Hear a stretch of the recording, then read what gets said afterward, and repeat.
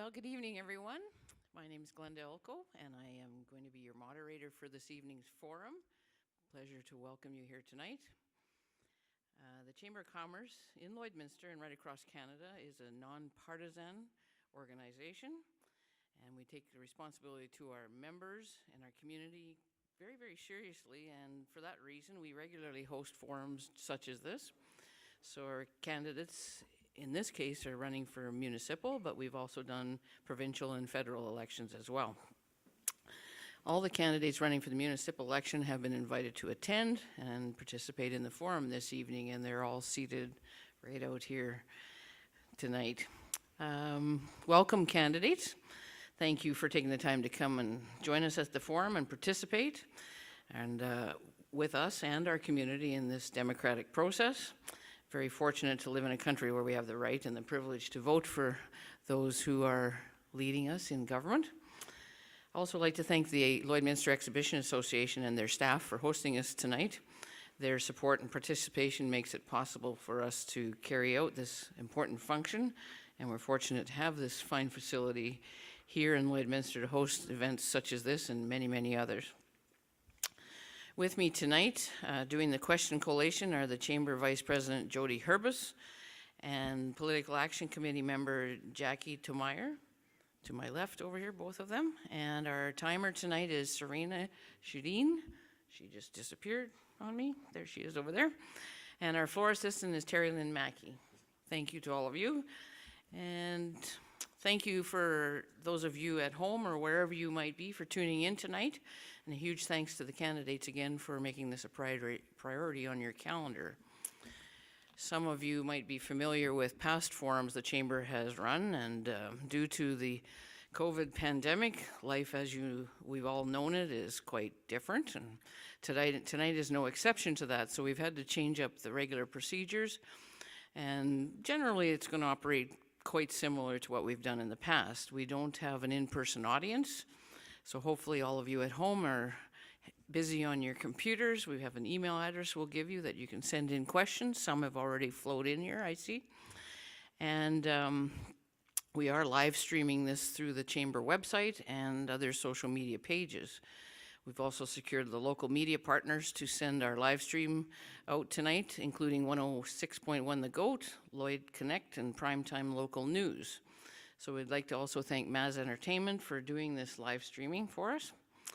So, again, for those of you who are viewing us tonight, your questions can be sent into lloydforum at lloydminsterchamber.com. That's LLOYDFORUM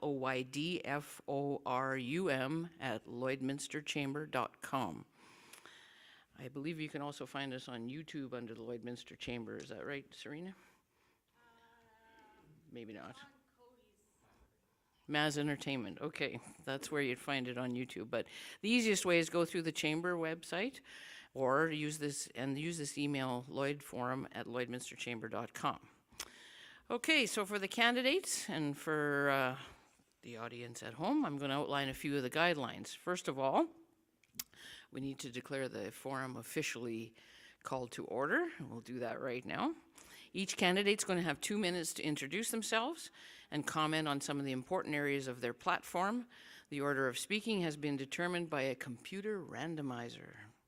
We used to, in the old-fashioned days, just draw names out of a hat, but that's not how we do it tonight when we're virtual, so that's good. Serena, the timekeeper, will keep track on a stopwatch, and when the bell sounds, that's when your time is up. We ask each candidate if you'd kindly adhere to those time limits so that everybody gets a chance to have an equal opportunity to put forward their positions. Once each candidate is spoken, we'll begin addressing questions that will come to us via the email and ask that your questions, please make them specific and addressed to a particular candidate. We won't have time tonight to read a really long preamble to a question, so in order to make sure your question gets asked, make it precise and to the point. And with 18 candidates, it's going to be very hard to say all of the candidates get to answer it. So, if you can, please address it to a specific candidate. Otherwise, the questions will be asked randomly to possibly a group of candidates. And we're going to try to make sure we do everything possible that every candidate present tonight gets an equal opportunity and an equal number of questions. Due to the number of candidates and respective time, response time for the questions may also vary on my discretion, and some questions will be just quickie answers required, so that makes it move along a little quicker and we get to more questions. So you might get a 1-minute response time, you might get a 30-second, or you might get a simple, I want a yes or no, and nothing else. Okay, so keep that in mind. Candidates are going to be given a 1.5 minutes for a wrap-up once we're done all the questions that we can get to tonight. And the order of speakers will be in the reverse one of the introductions.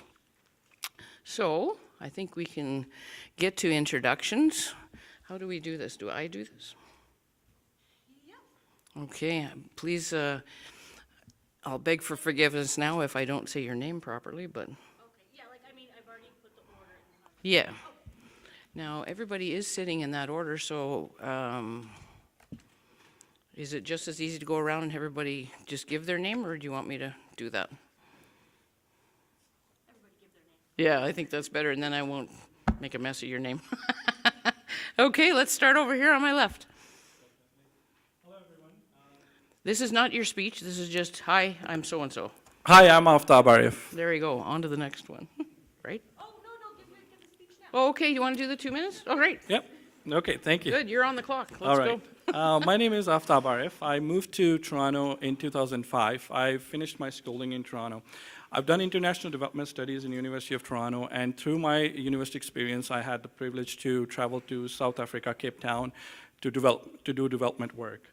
From there on, in 2013, I was in Dominican Republic doing community development for Haitian refugees in Dominican. I have been always passionate about community development and wanted to give back to the community wherever I resided. I have been a resident of Lloyd since 2019 July, and I am going to call Lloyd my home for years to come. Right now, I'm working as a property manager, so having this privilege to serve the residents of Lloyd, I'm looking after 180 families from all sorts of concerns that they may have to live in a happy and healthy home. I am going to take this smaller model to a bigger model as a councillor if I'm elected to look after the residents of Lloyd in a manner that they best deserve. I do think that there are a lot of issues that I am going to talk about tonight that I'm really passionate about, and I want to work on those to make sure that everybody in this town is looked after. Thank you. Okay, just move right along. Jason Whiting. Okay.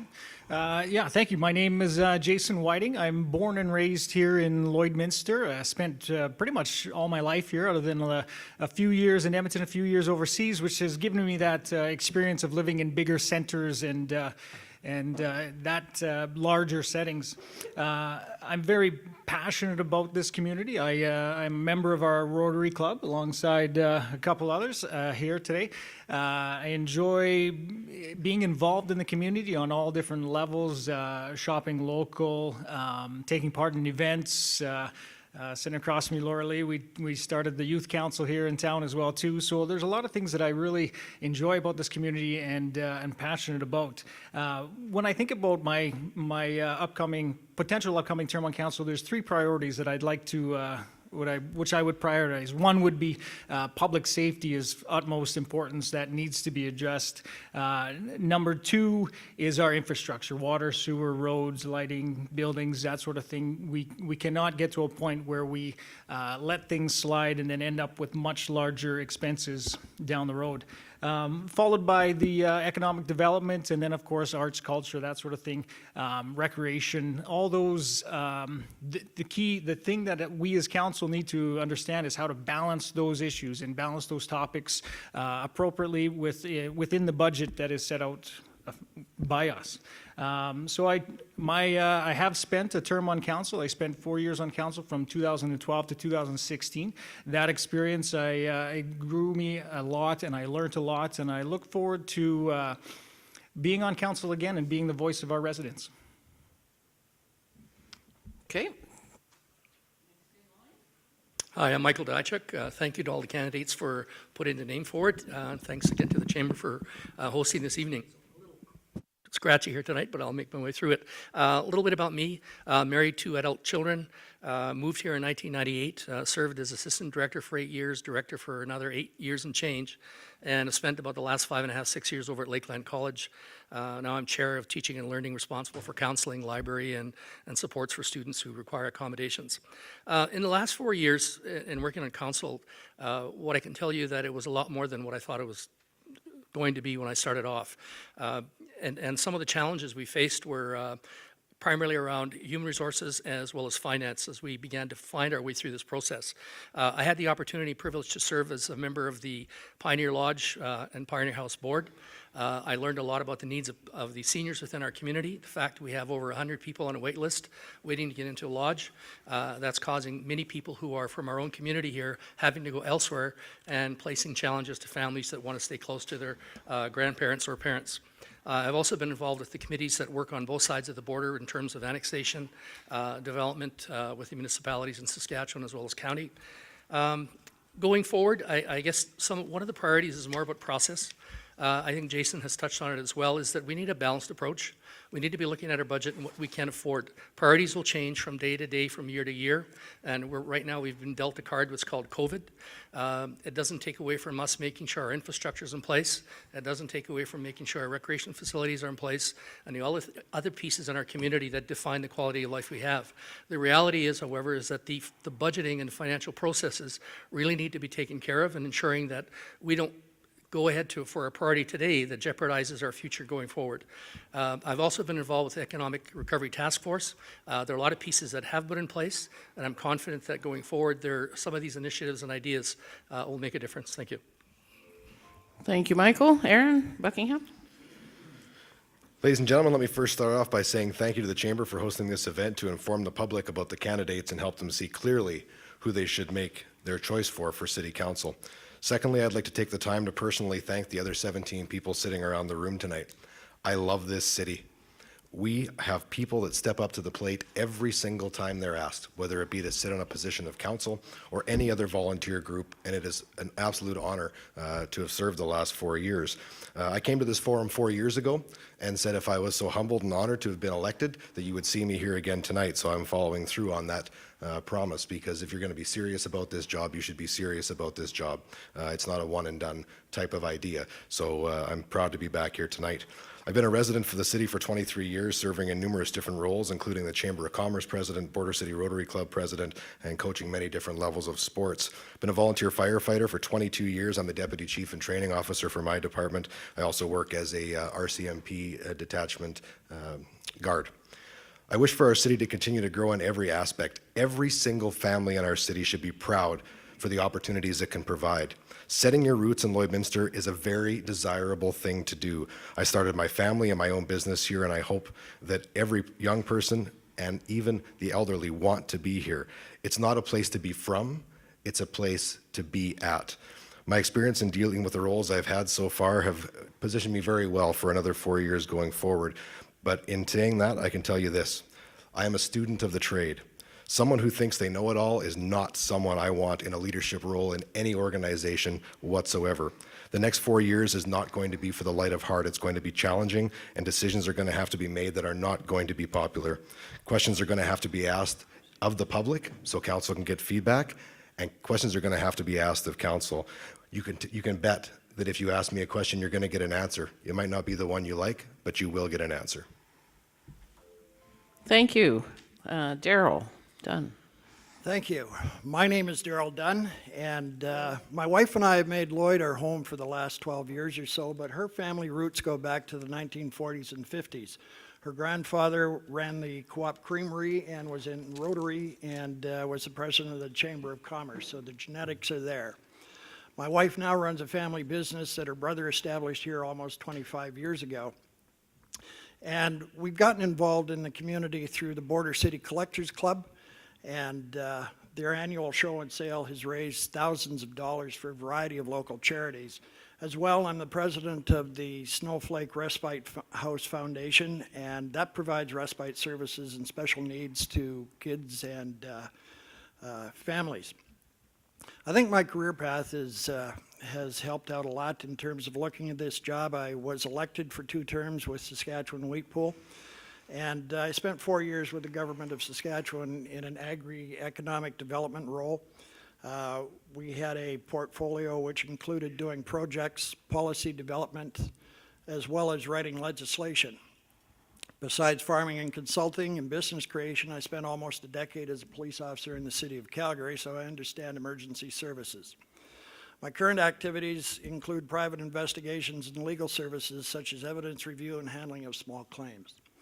If I'm able to get elected, my main priority, as has been touched on, is fiscal management. The last 4 years, the city has positioned us pretty well, along with the council who did their work on that issue.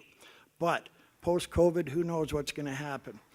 We have to maintain our intergovernment relationships, given that 55% of our capital budget for 2021, or $31.4 million, comes from other levels of government.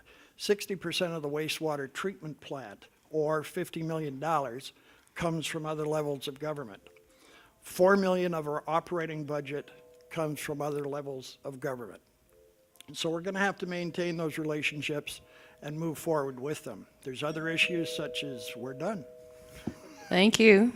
On to Sheldon Weinrecht. Good evening, Lloydminster. My name is Sheldon Weinrecht, and I am one of 18 people asking for your vote in the upcoming election on November 9th.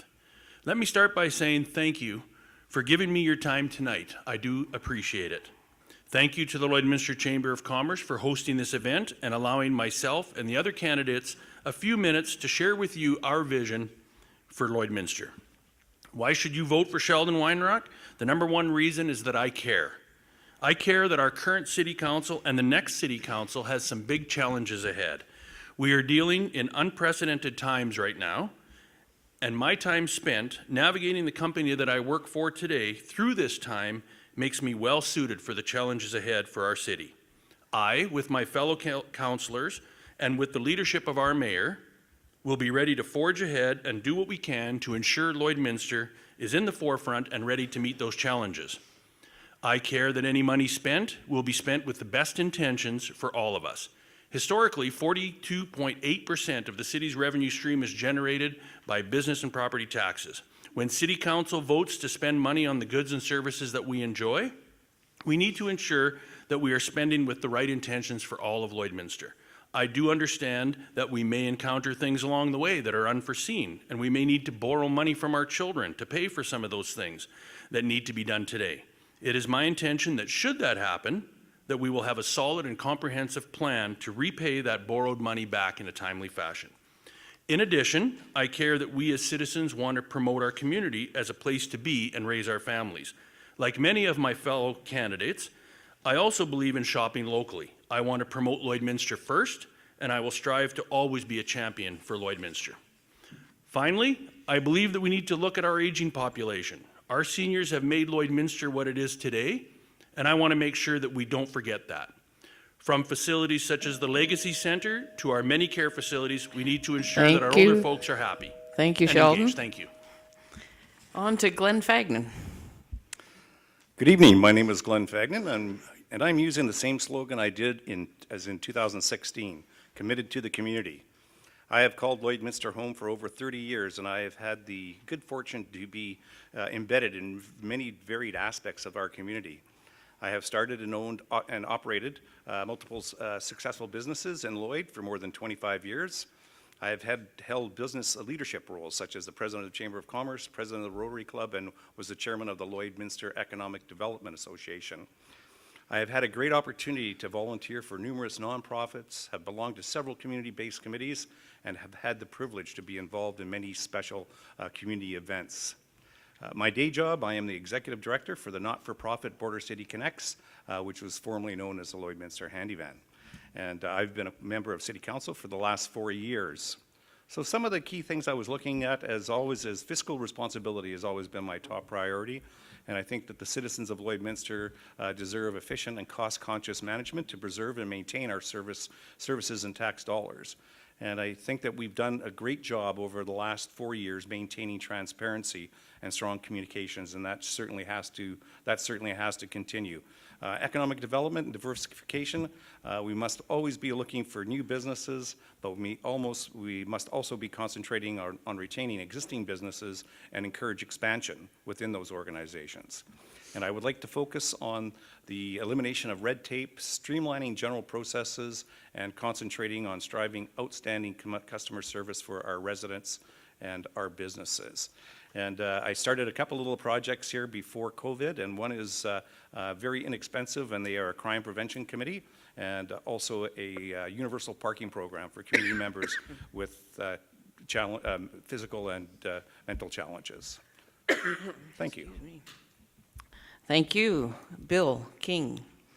Hello, I am Bill King. I am third generation from Lloydminster. I've held management positions in 3 major companies. Also, I had the opportunity to introduce a specialty product into the Canadian market and successfully marketed it across Canada.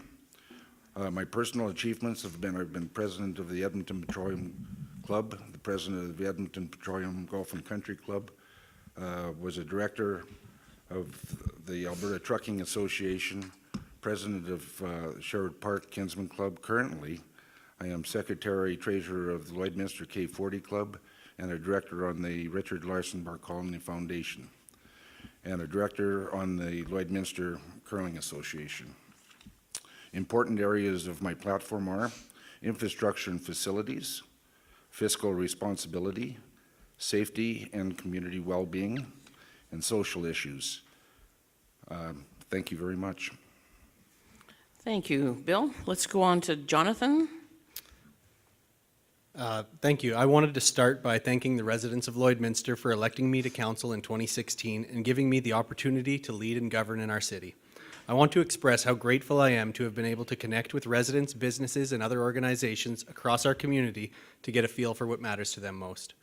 As a city, we have overcome many significant hurdles in this past term, from governance reviews, forensic audits, depleted reserve balances, loss of land sales, over-reliance on utility revenues, funding on looming mega projects like the wastewater treatment plant, a buildings report indicating that many city facilities are at or near end of life.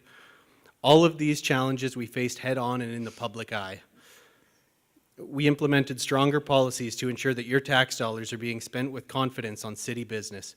We have engaged residents through your voice events, open houses, and surveys to listen to your concerns and get your feedback on ongoing issues.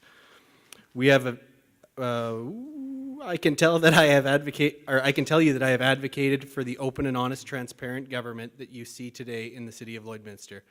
I have put the high ethical standards and analytical approach that comes with being a chartered professional accountant and the balanced decision-making that comes with it. Now, I need to say that I have to be mindful of the fact that we're still in the middle of the COVID-19 pandemic. And as far as that goes, we're not out of the woods yet. We have to be mindful of where we are as far as health and safety, or the business struggles, and the financial hardships of individuals. We can't spend our way into a recovery, but through strategic investments in our infrastructure deficit, in economic and community development, we can create a community that is stronger and more resilient than ever, and we can create a higher quality of life where individuals and businesses can find success for current and future generations. Thank you. Thank you. Chris? Hi, I'm Chris Carnell. I have been a school board trustee with the Lloydminster Catholic School Division for the past 8 years. My experience on that board has provided me with a crucial understanding of the political complexities and challenges we face being a bi-provincial city. As a trustee, I've dealt with balancing budgets, wise spending, and working at the board level to secure provincial funding for school expansions. I understand how council and admin complement each other within their own unique roles to provide the best possible service for ratepayers. My time on the school board has prepared me to hit the ground running if elected to city council. This is one of the most important municipal elections of our lifetime, and right now the #1 issue we are facing is reviving our economy. This absolutely needs to be our priority. We need to support all small business in our community because that is the cornerstone of our economic recovery.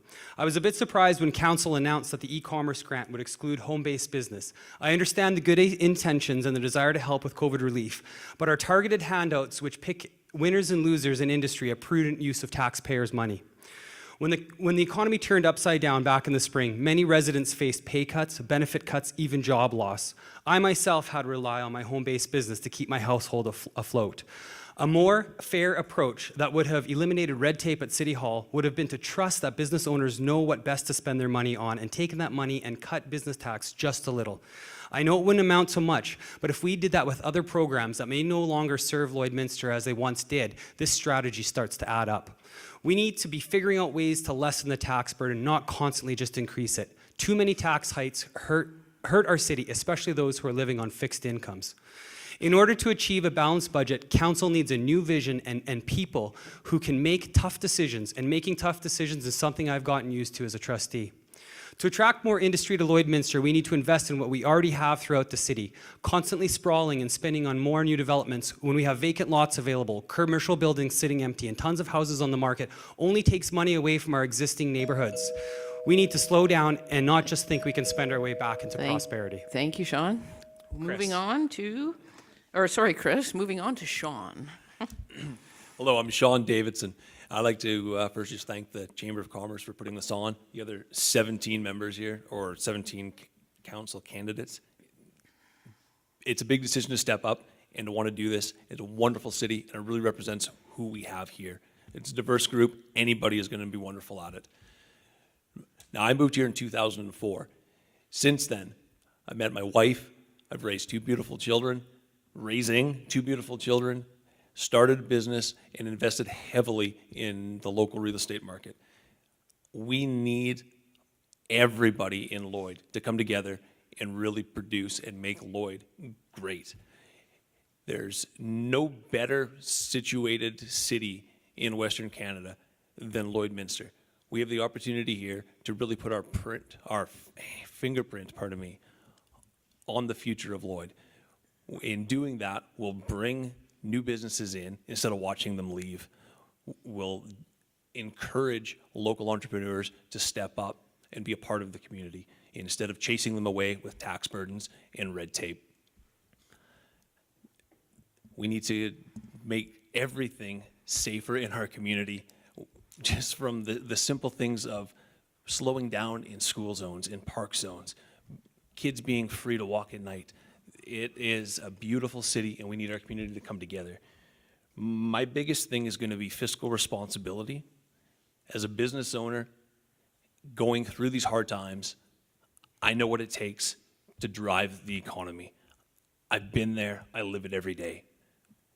We need to just come together. Thank you. Thank you very much, Sean. Dean.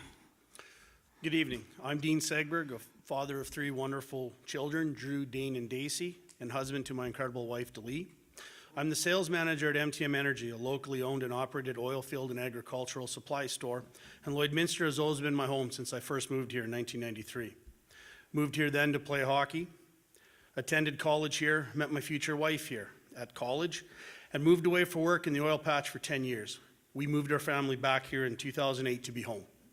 Since coming home, I've been very active with minor hockey as a parent, coach, referee, and chief since 2013, member of the executive board since 2017, and the past 2 years as the executive chair. I've been involved on the kids sport board in the past for 3 years, and with my wife had started Lloydminster Autism Awareness in 2010 as a support group for families such as ours that were looking to share our experiences living with a child on the autism spectrum. I want to use my experience in sales to sell Lloydminster to new companies to come here, new families to come live here, and to current citizens that perhaps have not experienced all that we have to offer. Tonight, you'll hear a lot of the same phrases and words: wants versus needs, diversify the economy, downtown redevelopment, local companies first, transparency, integrity, fiscal responsibility. As residents, we need to make sure that we elect a council that will follow up on these points and deliver on these promises. Be sure to make your decision and get out and vote on November 9th so we can continue to make this city great for future generations. And in closing the opening comments, I also would like to thank all 17 people that have stepped up and let their names stand, and to the Chamber of Commerce as well for allowing us the opportunity to meet you all virtually. Thank you. Thank you, Dean. Cheryl. Hi, my name is Cheryl, and I would like to start by thanking the Chamber of Commerce, the Lloyd Exhibition, and all of their team behind them, as well as the residents of Lloydminster. I, Cheryl Ross, believe what makes me stand out as your candidate is that I have been actively involved in many areas of Lloydminster community for the past 25 years. I value the voice of Lloydminster residents and would love the opportunity to help our community thrive. In the last 4 years, I have made a commitment to attend City Council as well as GPC meetings on a regular basis. I am also known in City Hall on a first-name basis.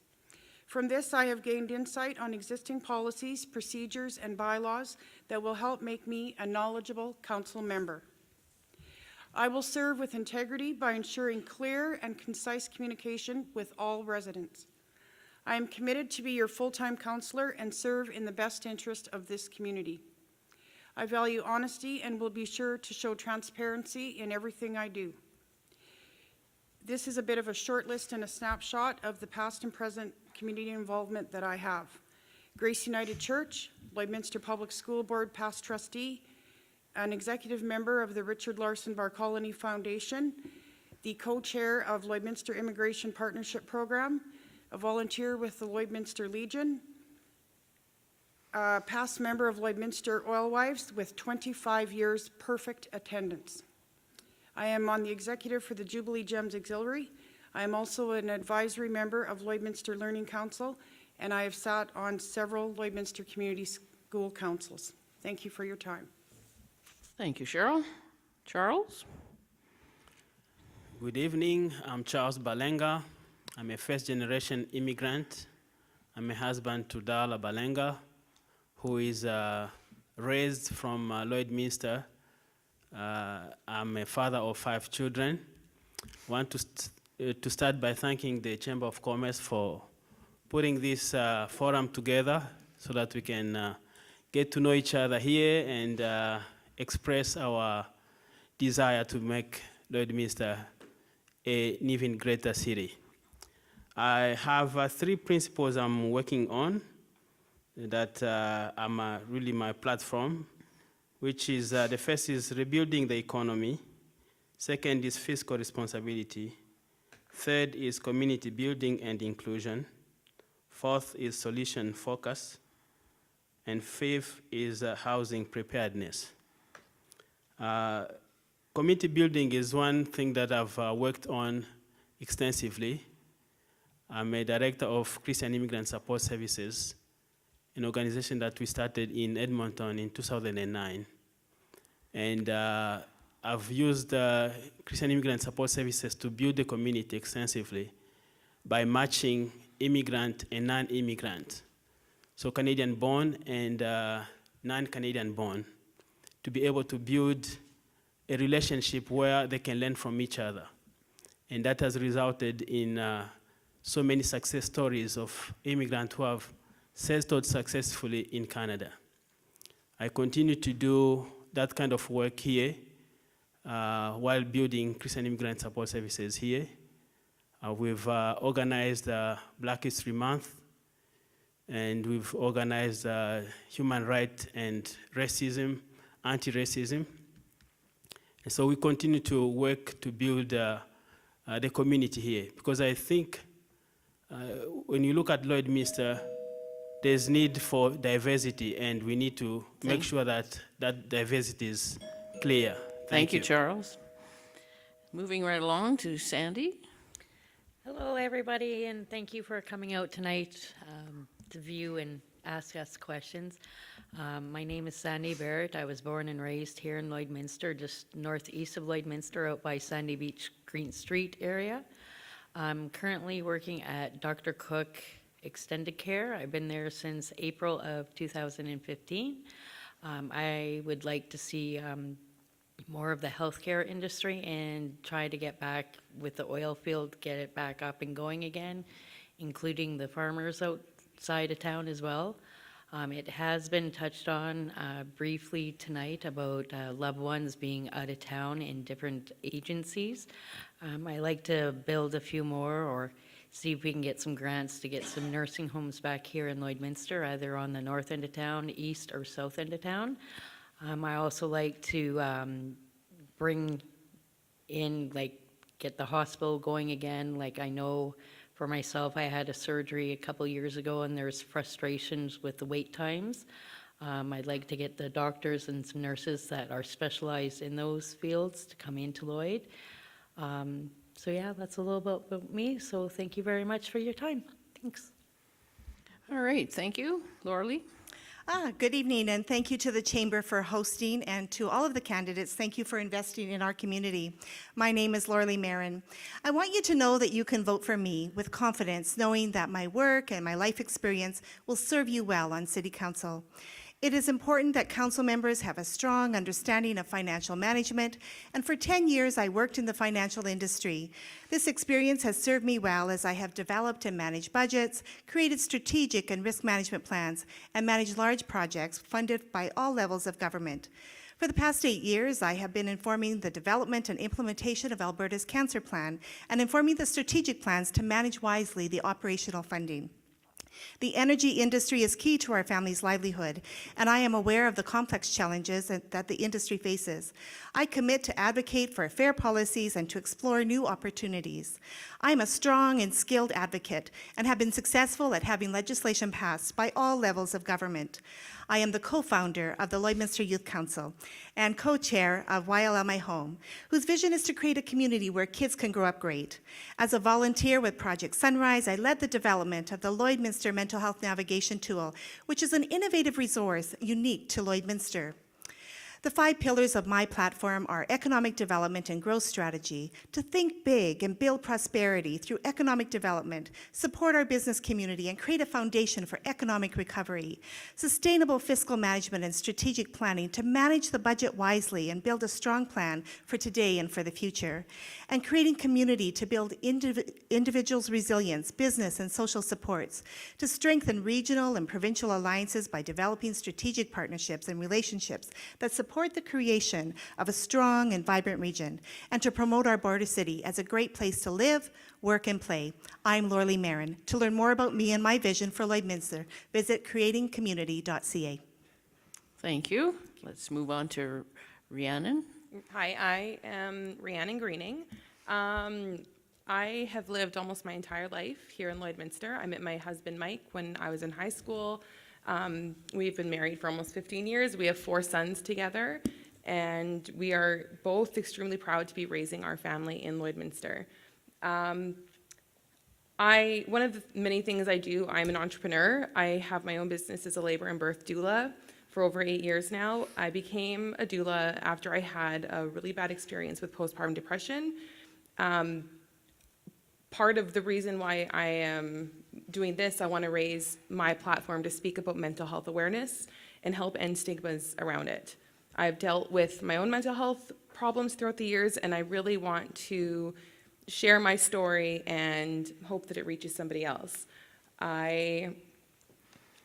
Some of the things that I've done in the community, I've worked for about 4 or 5 years running mom support groups. My husband, I guess not me, but my husband, has been a coach and volunteer for hockey, Lloyd Minor hockey, for over 10 years. I have volunteered and worked with Street Fest, which is one of my favorite events in town. And one of the things I'm really proud about is I sit on the Maternal Mental Health Initiative Committee. So some of my top priorities, if elected to council, would include, of course, economic development and the economy. There's supporting small business, including the downtown area redevelopment plan. Would like to see where that goes.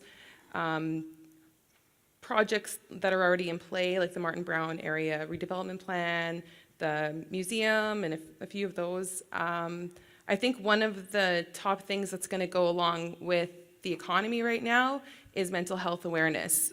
There's already a lot of discussion and supports out there, but with COVID happening and everything, I think that we're going to have a lot more supports out there for everybody. Thank you. Let's move on to, is it Satish? Yes. Very good. Thank you, everyone. My name is Satish Patel, and basically I came from India, and I came in 2005 with my family, my wife, and my son. And after that, I moved in 2007 in Lloydminster, and I start a business in the Southridge liquor store. And after 13 years, so I have two more business grow up. And with if I will get the opportunity, so I will share my business ideas, business experience to develop the city. And basically main focus I will get in economy, health, growth, crime prevention, energy sector. And before that, we have to set the plan, strategic plan,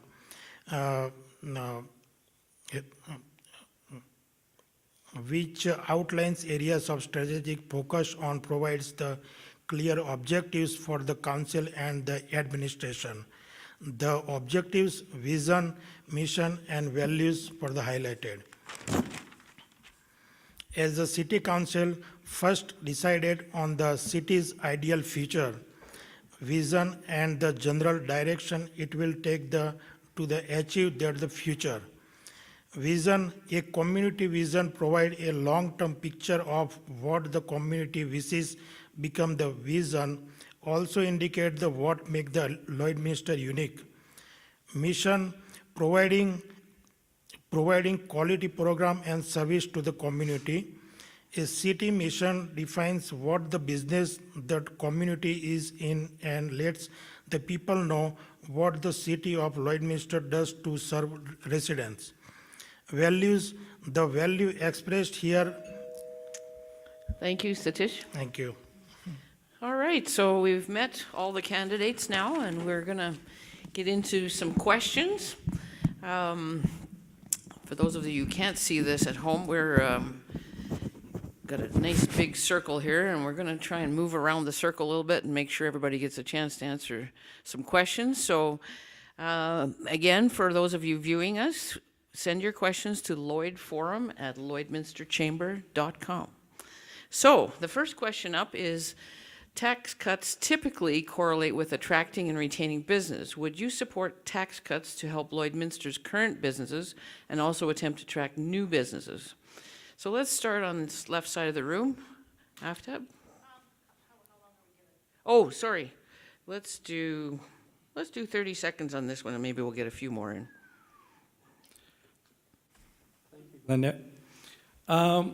I would like to say yes, definitely, of course. And in the short time given, I would say that that's one of the biggest incentives you can give to a small business in our town.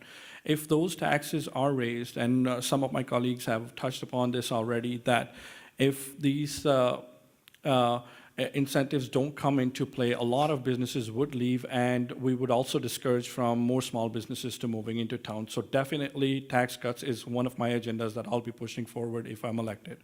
Okay, thank you. Jason Whiting. Yeah, you know what, I'd love to say that we would cut taxes for businesses and all that. It has to be looked at the bigger picture. We have to identify if that is the best gameplay for our business community in Lloydminster. It would never be off the table, but it's definitely something that I could never promise, nor do I think any council could actually ensure that that was something that they could pass through easily. Okay, thank you. Michael? Yeah, thank you.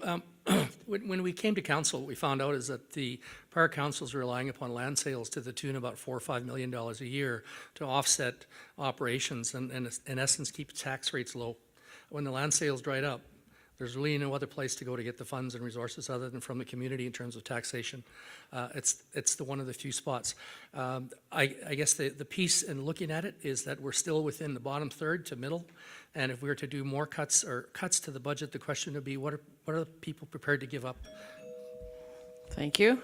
Aaron? Thanks, Glenda. There are a couple, there are a couple of things on that. I've heard people throw out there that we should be giving tax breaks to specific businesses and incentivizing things to come in. Well, there's legalities involved with that.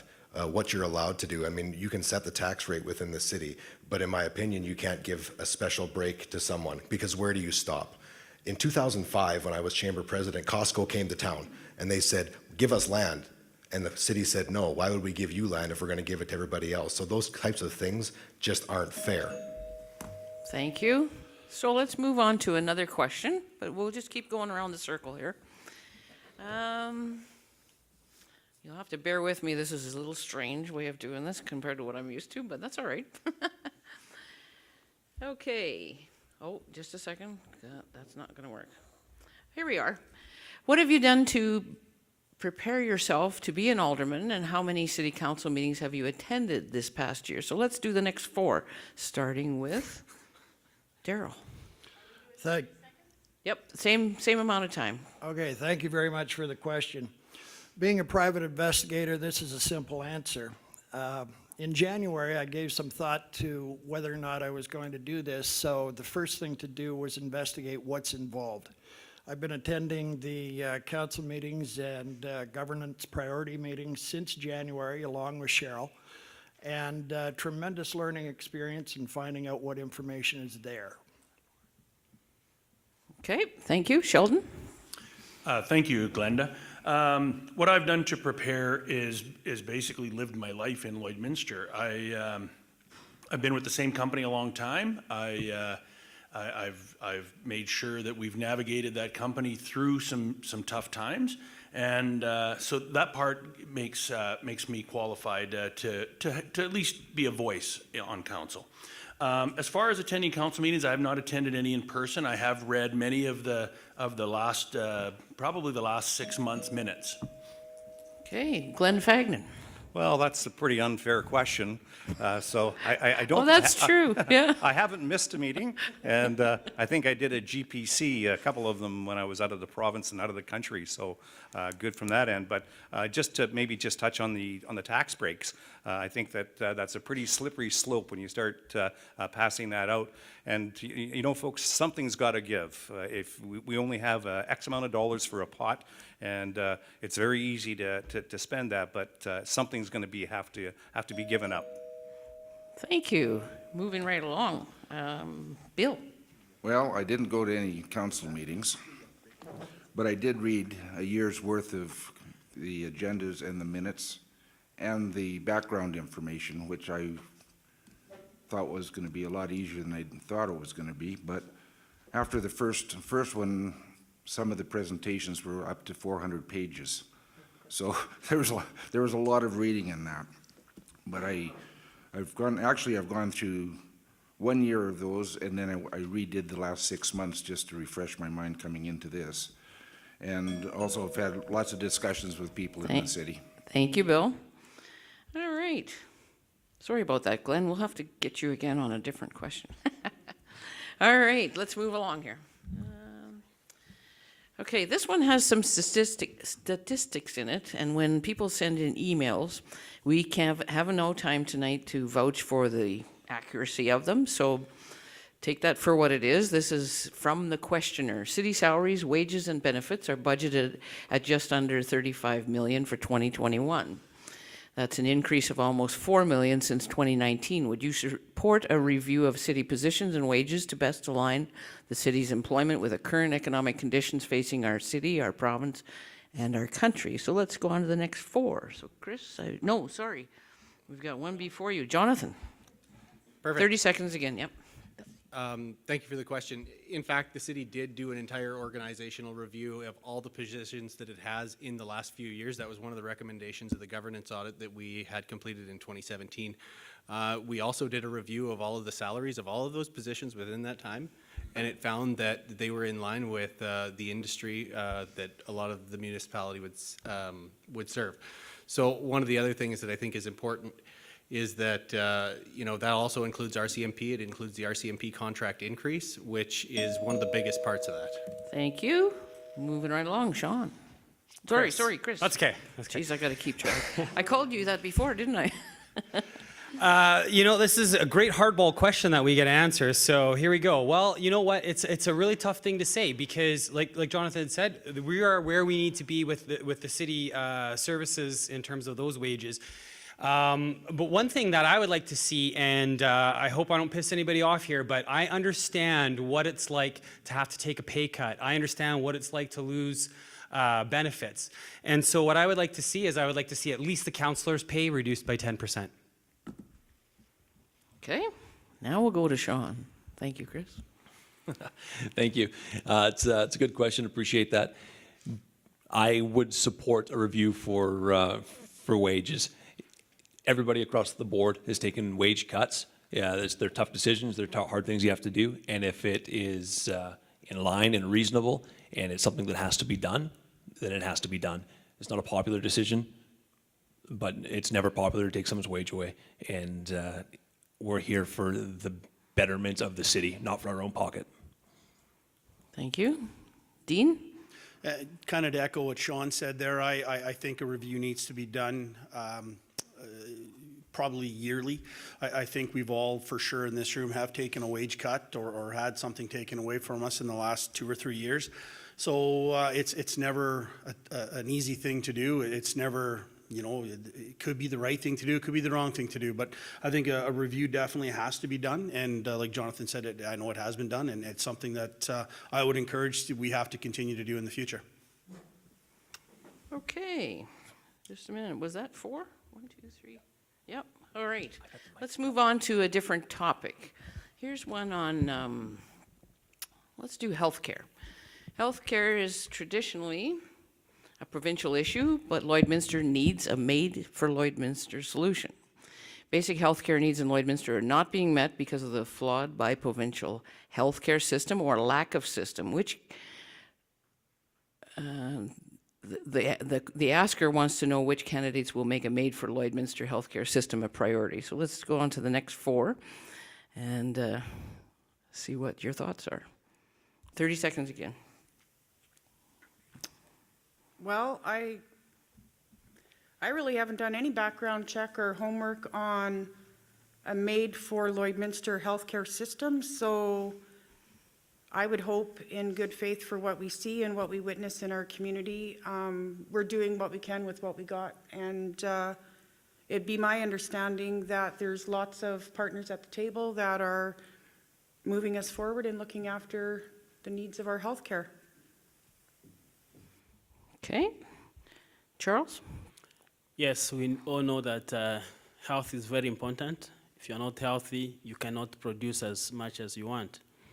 And so healthcare is important, and I'll rely probably on my wife, who is a clinical instructor at the hospital. She knows more about healthcare, so I get to know a little bit more about it from her side.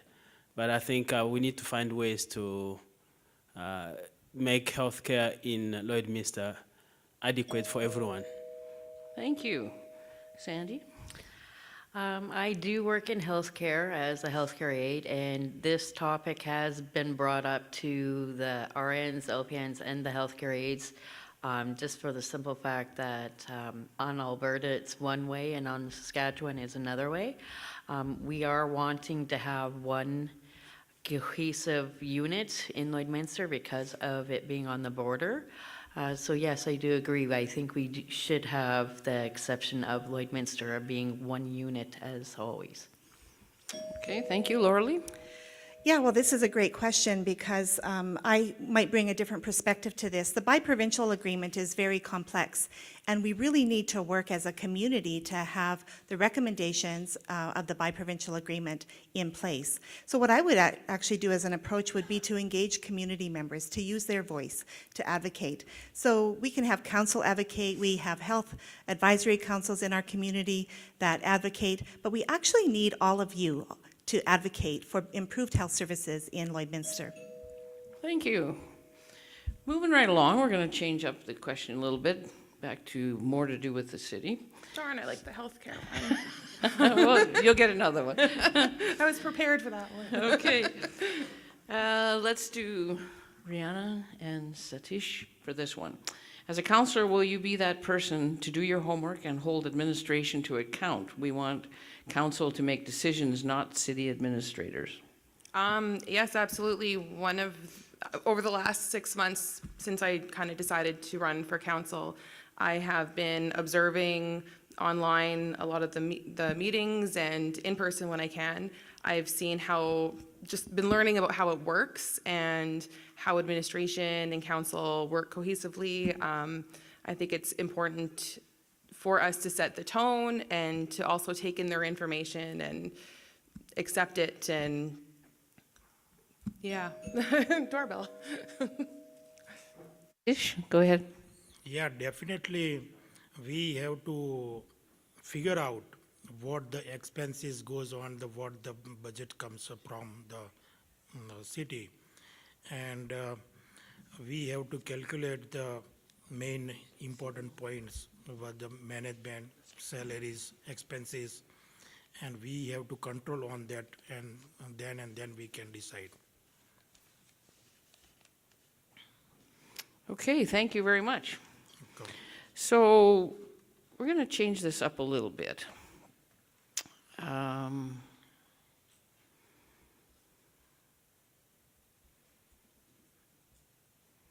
know what, I'm going to change my mind from what I told you.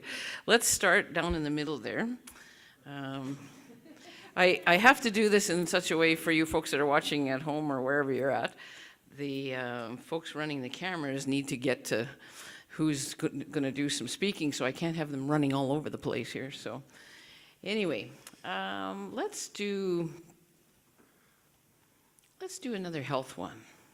Awesome. And we might do a few more and make these answers 30 seconds again. What are your view on masks, and will you mandate them in Lloydminster? Let's start with Jonathan. Let's do that. Well, to be completely honest with you, I don't believe that the City of Lloydminster as an organization necessarily has the expertise in-house to decide whether or not masks are absolutely necessary. We generally rely on the provinces to give us advice on those things, but what you'll find is there's often inconsistencies even from what you'll get within a single province. So we'll have to make adjustments as we hear things to at least make it consistent so that we can manage and effectively apply those rules if they do come. Okay, Chris?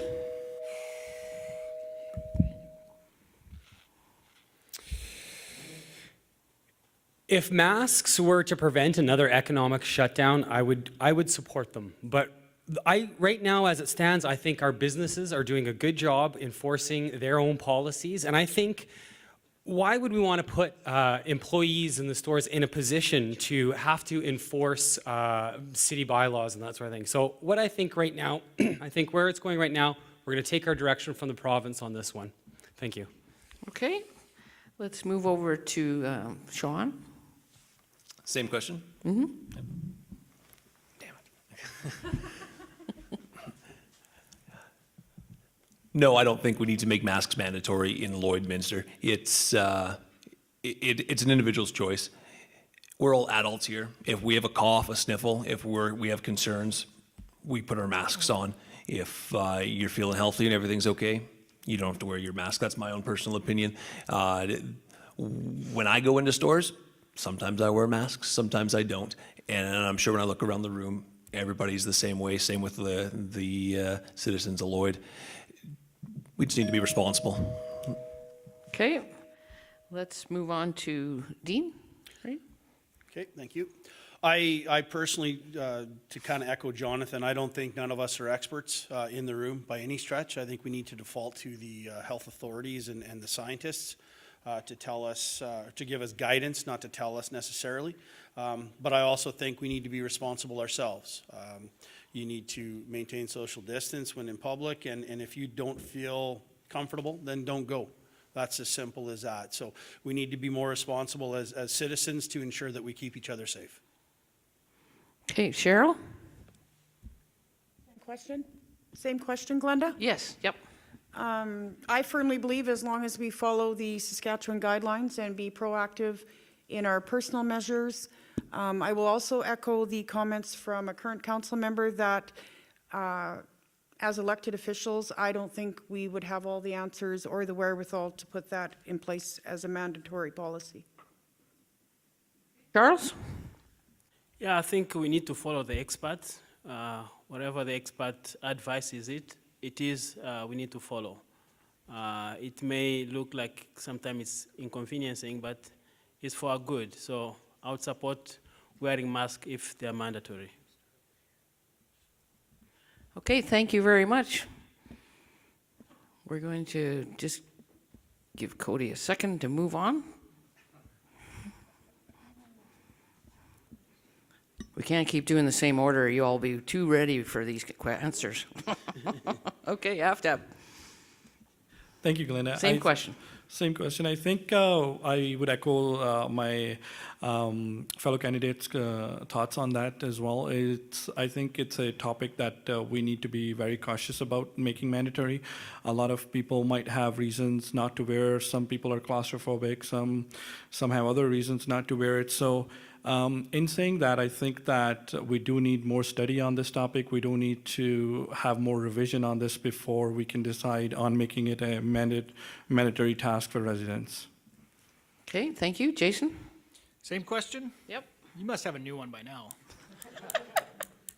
Yeah, no question that we as, as a council, it is basically beyond our jurisdiction. That is a health authority. I don't see ourselves personally, I wouldn't want to see us bring in a new bylaw for masks. I think we're doing well as a city, and I think our community and our residents and our businesses are also doing well at keeping things at bay right now. Okay, Michael? All right, good question. COVID's a moving target, and I think new information comes out every day, and there's a lot of confusion, and people are uncertain what difference we made by the mask. I wear one as often as I can. I'm immunocompromised with asthma. I would encourage everybody to wear one, and if you don't believe in the mask, I guess that's your personal choice. But if you're against it, the next time you have surgery, tell the doctor or nurses, don't wear it, it's okay. Thank you. Satish? I think the mask is a serious problem, but people, they have to very safely clarify, right? Because when you don't wear the mask, when you go to the store and someone is facing the COVID-19, so you will be in trouble. So not you, your families will be in trouble. So I think a mask should be necessary. Thank you. Aaron? Thanks, Glenda. It's been said before, and I have no issue with anyone wearing a mask whenever they feel comfortable to do so. We don't know everybody by name and face in this city, and so some people might have the, like Michael said, the immunocompromised situation. I don't think it's under the city's purview to do the healthcare things. We need to advocate for healthcare in our city, and healthcare comes from both provinces. And in this situation, if the Saskatchewan government made it mandatory, that is the health regulations that we're following. We'd have to follow it, but I wouldn't be in favor of putting it in right now. Okay, Rhiannon? Following what Aaron said, if it came down from the Saskatchewan Health Authority that it was mandatory, then absolutely. I think we are doing pretty good here. Personally, I wear a mask when I go out, and when I take my kids out, they wear masks. That's just how we have felt comfortable doing this. I don't think it's up to the city or council to make anybody or tell anybody to be wearing masks. It's all up to the health authorities. Okay, thank you. Daryl, sorry. Yep. Very simple answer. I wear one now and again when I think it's appropriate. I agree with Jason. I don't think the city has the mandate or the jurisdiction to impose them. And I will tell you that as an ex-cop, there's no way I'd want to try and enforce it. Okay. Laurie? Well, enforcement is always an issue, but ultimately we need to protect our most vulnerable population. To be a strong community in all aspects, we must be a healthy community. So I think that we really would need to rely on the public health orders. What are the scientists, the medical officers of health telling us? What are the numbers in our community? Do we need to respond in a way that, the pandemic is hitting us hard? And so for a short period of time, we might need to do some mandatory masking. But I'd look at the research from other communities. What's their experience of Lethbridge, Jasper, Fort Saskatchewan? Thank you. Sheldon? Thanks, Glenda. Yeah, I agree with Daryl as well. If we mandate this thing, we're just putting more emphasis on our services, police services, and everything else to try to police it. But we do take our guide from Saskatchewan Health, and if they mandated it, there wouldn't be any issue because we'd have no choice. Thank you. Okay, thank you. Sandy? Hi. I work in healthcare, so I'm used to wearing a mask at work already. I think, as it said was here, I do agree it's pretty hard to mandate individuals to wear it by all means, but I do believe that you have the right to wear it if you don't feel comfortable in a crowd or a setting. Thank you. Glenn? And I try to lead by example, being on council. Certainly through the whole pandemic here, the City of Lloydminster has followed Sask Health on everything. And I think that that's what we need to do. It would not go over well for us mandating it, and the only way I would do it is if the province mandated it for us. Yep. Bill? Okay. As we've said, we follow the Saskatchewan Health Authority. I don't think the City Council has any knowledge of wearing a mask or not wearing a mask. So I think we should turn to the people that have the knowledge, and also as citizens use common sense and be aware of your environments. That's as simple as it gets, I think. Thank you. Okay, next question. City maintenance vehicles can be spotted all over town throughout the day traveling the local streets. Would you support a review of our maintenance department to ensure efficiency of the crews is being maximized and that our maintenance staff is justified for the work being performed? So let's start with Satish. Oops. It's on. Try again. There you go. Repeat the question, please. City maintenance vehicles can be spotted all over town throughout the day traveling the local streets. Would you support a review of our maintenance department to ensure efficiency of the crews is being maximized and that our maintenance staffing is justified for the work being performed? Yes, absolutely. Thank you. Again, 30 seconds. Rhiannon? Yes.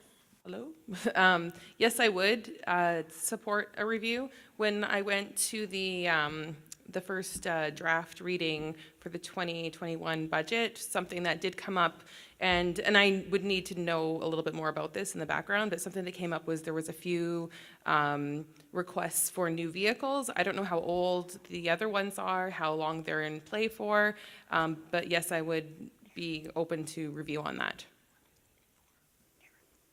Okay, Laura Lee? If there's a particular concern that people have, they should take it to the foreman of the maintenance department, and so that they can look into it and resolve it, hopefully. I think as a city councillor, the maintenance staff don't answer to us, and so we would really want to make sure that we're listening to the community, to any concerns that they have, and then really talking with our city manager to see if there's any concerns that need to be addressed. Okay, thank you. Aaron? Thanks for the question. I think it's pertinent this year to bring that question up, because what you may be or may not be seeing around town is a potential, it looks like there's not, or too many people or not enough people in these vehicles, and there's more. With the COVID-19 pandemic, if you look closely around city vehicles, you'll see one in the front driver's seat and one in the passenger's rear. And that has to be for social distancing. They're wearing masks and they're there. So those maintenance positions have been reviewed, and our city maintenance staff are exceptional people. The comments we've got on how our city looks are great. I think they're doing a great job. Thank you. Daryl? Given what Aaron just said, ditto.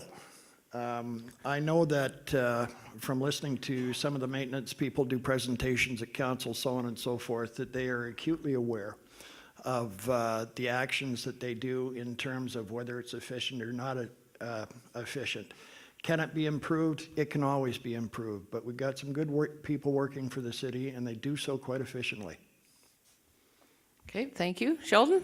Yeah, thanks again for the question. I agree with Aaron as well. The city workers that I've seen seem to be doing a good job. I don't know. They don't come and look at my job either, so maybe they don't think I'm doing a good job. I don't know. But I do agree. I think it's always good to have a look at those kind of things and make sure that we're getting the best bang for our buck, and I do believe we are. So I would support a review, but quite honestly, I think they're doing fine. Okay, Sandy? This will be our last one. Pretty much I agree with it, what everybody else is saying here. I do agree that they're doing an awesome job trying to maintain with COVID going on. So yeah, that's how I feel, yes. Okay, thank you, Sandy. We're going to go on to another question. All right. What do you deem to be your greatest success during your last term and why? What did you previously promise in your previous election platform that did not come to fruition and why? So this will be for all the incumbents. Starting with Glenn. Oh my goodness, what was my best accomplishment? You know, I think what I really enjoyed was working with residents and businesses in the community and solving some of the questions and problems that they've got. I found it very interesting and very satisfactory. I had one individual that, you know, we rerouted the entrance into Bud Miller Park. As far as something that I didn't accomplish, I guess it would be my crime prevention program that I wanted to implement here this year, and with the COVID. Thank you. Yep, that's good. Okay, we need another incumbent. There he is. Perfect. So probably one of the proudest, at least accomplishments for me that I know that I contributed to as a member of council that was attributed to the work that I was doing specifically was annexation. I was the city's lead on annexation. Well, not the city's lead, but I would argue, did most of the talking in that scenario and helped us get to a point where we were very close to coming to a deal, but at the end of the day, we got through an 8-year process to have a 35-year plan for how the city will grow at some point in the future. And no, we don't have to pay for development. Thank you. Moving right along, Michael. Yeah, Jonathan's absolutely right, because he did take a major lead in driving the bus with our committee. Probably my greatest sense of accomplishment was that in the first 2 years, we were confronted with finance, we were confronted with human resource issues. Being able to manage and steer our way through those first 2 years to where we have a lot more transparency, accountability. We have an excellent city manager. We have an excellent CFO. Those two people are critical to our success. What I didn't get to yet, I think, you know, there's a lot of work to be done around Bud Miller, protecting it from overdevelopment, if you like. Thank you.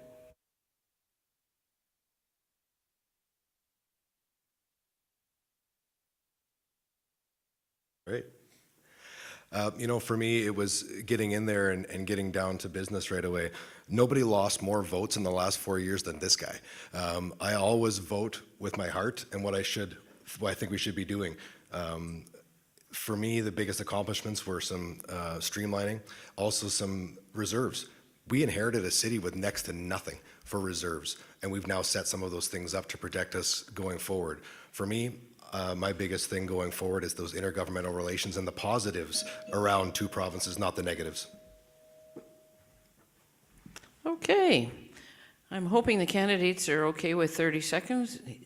It sort of makes you get on the point and we can get more questions asked so that our listeners will get a better idea of how you all think about things. So next question, we're going to start with Dean over there. Many facilities in the city have reached or are closing in on the end of their life. Which facility would you make a priority? I think we would have to do a real in-depth look at it. We've done a lot of studies, a lot of feasibility studies, and I think at one point we need to execute on these projects. You know, otherwise it's a waste of the money right now. So we have to look at the previous wants have now quickly become needs. So we need to look at, I can't say for certain what facility I would want to start with to start, but it would all come down to the money that we've already spent on studies and prioritizing according to what the study said. Okay, thank you. Let's go to Cheryl next. Can you repeat the question, Glenda? Yep. Many facilities in the city have reached or are closing in on the end of their life. Which facility would you make a priority? Well, my priority would be, if elected, to garner more knowledge and work hand in hand with the Build It Now for Lloydminster Cultural Science Centre. There is a plan in place. We have recently got note that there will be a temporary space ready for the spring of 2021. I've heard at council that there's a 10-year plan. It would be in our vested interest as a community to be turnkey operation, open the door within 5 years, and I would strive towards that. Okay. Charles, is it? Yes, I believe that there is no community without culture. So I agree with Cheryl, that Lloydminster Cultural Center will be really a big priority, making sure that it is revived and it's up to date to be able to serve our community. Also, the library itself, the library from downtown, needs a better location. Okay, Sandy? I know the old post office, which was the clock tower, that's a heritage building, so I'd like to keep that where it is. Again, with Cheryl and Charles said about the library and the cultural science building, I think that would be a good plan to start there as well. Okay, Sean, your thoughts? Well, I'm not familiar with the state of any of the buildings, so I don't have a particular building that I would like to see redone. But I think we need to stay on top of this all the time. So if there is independent studies or even studies that have been done already, they just need to be reviewed and prioritized. Okay, let's go to Chris. Okay, so assuming we have the money to spend on services, my priority building would be a new fire hall. And second, for nice to have in neighborhoods, it would be the outdoor pool. Okay, let's move on to another question, but that's okay where you've got those cameras. Okay, breaking through the stigma surrounding mental health and addiction issues is paramount for a healthy community. What steps are you prepared to take to bring awareness and promote initiatives that support those that struggle with mental health and addiction issues? Yeah, let's start down there and then we'll start over here. You're first. Okay, awesome. Yeah, so as that is a role of public health and of SHA, I think the role that the city needs to have is one of advocacy. I don't believe that the city should be providing healthcare services. Individuals pay enough personal and corporate tax as it is to the other levels of government that you shouldn't have to pay for healthcare on top of all the other things that the city's providing as part of your property taxes. So I do believe we can advocate towards it. I do believe that we could potentially have FCSS dollars go towards it, but not provide the services. Okay, Aftab, and then we'll go to Bill. I think that's a issue very close to my heart, and I want to start a program funded by the city at Lakeland College to make sure that our young generation is taken care of. I have an article in front of me on this issue from Stats Canada that was published on July 23rd this year. They have did this tremendous study where they were mentioning that after having to talk with a lot of the youth is struggling with mental health. And I can give you all the stats, but with the short time, I would say that is a program I want to start at Lakeland and provide that free services for the mental health. Thank you. Bill?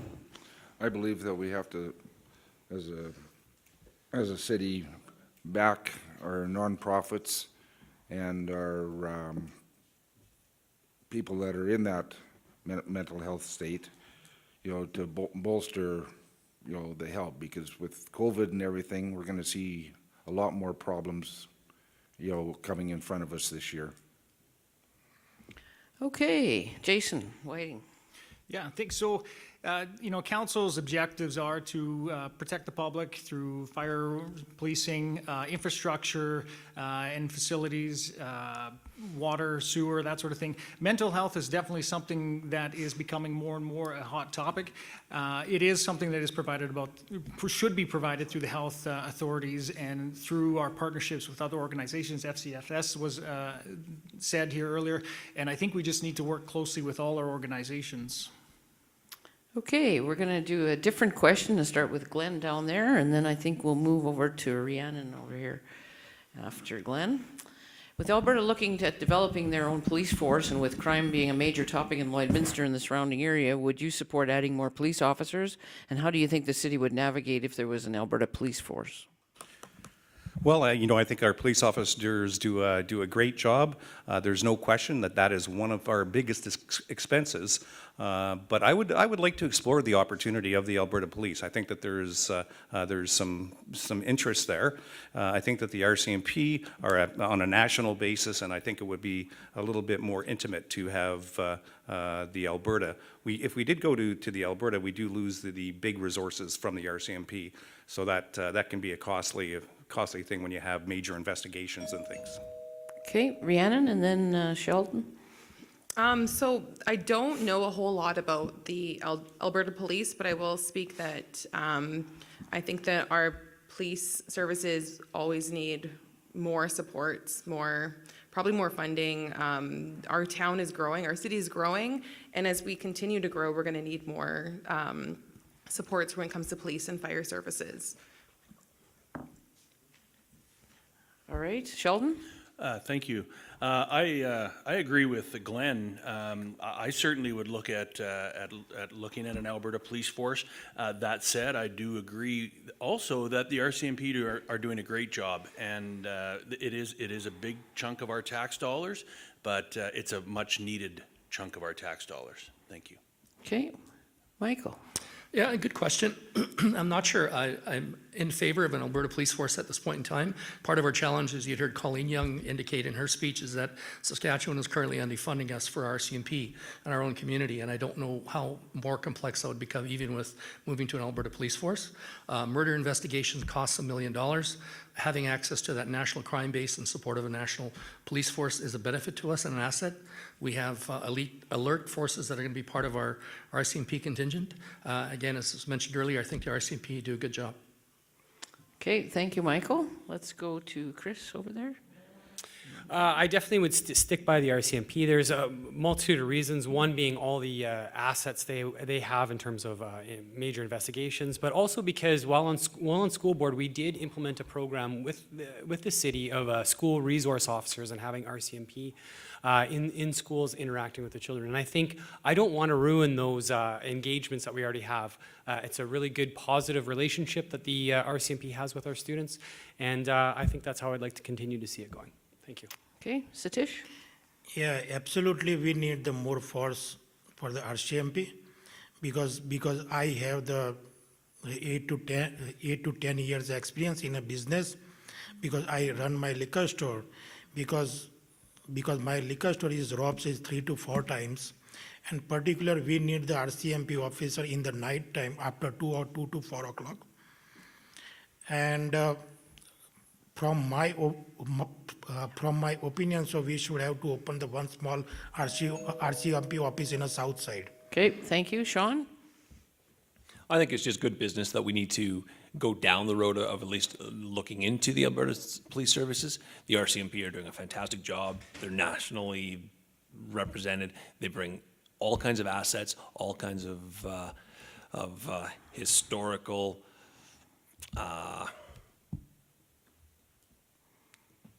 I'm drawing a blank here on the problem solving, but it's only good business just to look down the avenue of bringing in the Alberta services to see which one services Lloydminster citizens better.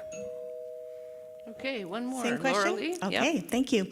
And so the Alberta Police Force, we'll have to wait to see what happens with that with the province, but I would advocate that the RCMP are doing a good job in our community. We need to work really hard with the Saskatchewan government to make sure that they give us the other 4 funded positions that we should have in Lloydminster for RCMP, and really as a community start to create that culture of crime prevention. So Glenn's talked about his crime prevention initiative. We can do that in community by getting to know your neighbors. It helps to create a safer community. Okay, we're going to change it up again. AFTAB, we'll let you go first on this one. What will you do as a councillor to prepare Lloydminster for climate change / global warming? Great question, thank you. I think that more awareness and more publications on those on that topic is needed.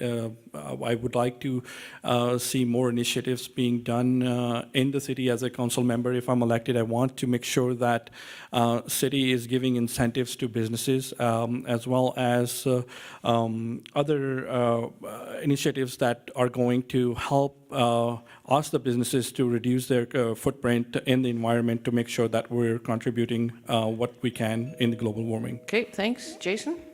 Yeah, I think our city is doing a good part in our own facilities, trying to become more eco-friendly with the replacement of different LED light bulbs in a lot of the facilities, trying to reduce our footprint here locally. As far as providing initiatives for small business in our community, that's a tough one. I, again, go back to that previous comment about tax breaks and incentives, that sort of stuff. It needs to be really thought thoroughly and long-term before committing to something like that. And a lot of those things are of provincial regulation.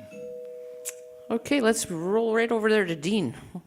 Yeah, I think kind of along the lines what Jason said, you have to really watch when you're talking about incentives to reduce carbon footprints and stuff like that. But I think you have to work with the provinces and see if there's a plan in place for funding that would be available to help businesses and residents to reduce their carbon footprint. And again, you have to look at the science of things. It's maybe not so much global warming or global cooling anymore, but there is definitely, my opinion, is climate change of some sort. You just have to look at the storms that roll through Lloyd any given summer. So we have to look at both sides of the province for a solution. Thank you, Dean. Cheryl. And then we'll do Charles. Well, I would suggest or say that we need just to keep up with what's happening globally as far as climate change and global warming. Dean suggested, look at the funding. What would that look like? What can those dollars be done with that are brought to the table if successful? And I firmly believe the city is leaning towards being proactive in measures for climate change and global warming. We all need to take our own personal responsibility as well. Okay, Charles? Yes, global warming is a hot topic right now, and it's important. But I think we need to, in my opinion, I think we need to go first thing first. The oil and gas industry is really suffering, and we get so much heat to do with global warming. I think we need to start first really seriously looking at reviving our oil and gas industry. Not that global warming is not important, but we start with oil and gas. Thank you, Charles. I'm going to change the question. Chris, start with you. What will be done, what would you do to improve traffic flow on 50th Avenue? Excuse me, sorry. It does get to be annoying when there is traffic backed up going down 50th. But having a lot of traffic isn't necessarily a bad thing, because it means there's a lot of traffic in our city, a lot of attraction to our businesses. So what I would do to probably try and increase that would be looking at maybe getting some more advanced arrows on some of the side streets, just so you're not sitting there waiting as long. Okay, let's go to Jonathan. Jonathan. Thank you for the question. I would likely continue on the path that the city's already on and budgeting for, which is to continue with the advanced system as far as the lights go, to extend the green band that's a little more automated than the other systems have been in the past. Some of the other things we have to think about is that on Highway 17, it's been gazetted on the south side of the city that one day there will be a bypass and all of the traffic will be going north-south through the city, and at some point it will need to be twinned. That's a long-term project that we have to think about, as well as the way the traffic flows into the downtown. Okay, Bill? Oh, that's a bad one. I personally, I would widen the south end of Highway 17. Because that's where the most traffic flow is right now, and that's where our development is right now. The north end, everybody complains about the railway tracks. Well, we should just watch global news and see the problem that Edmonton has with level crossings in their city. So we're not going to get away from that. We're stuck with that for life. Thank you. Glenn? Yeah, I would agree. We do have some software that's going to be coming in. It was just installed on Highway 16, and we're just in the process of installing it down on Highway 17.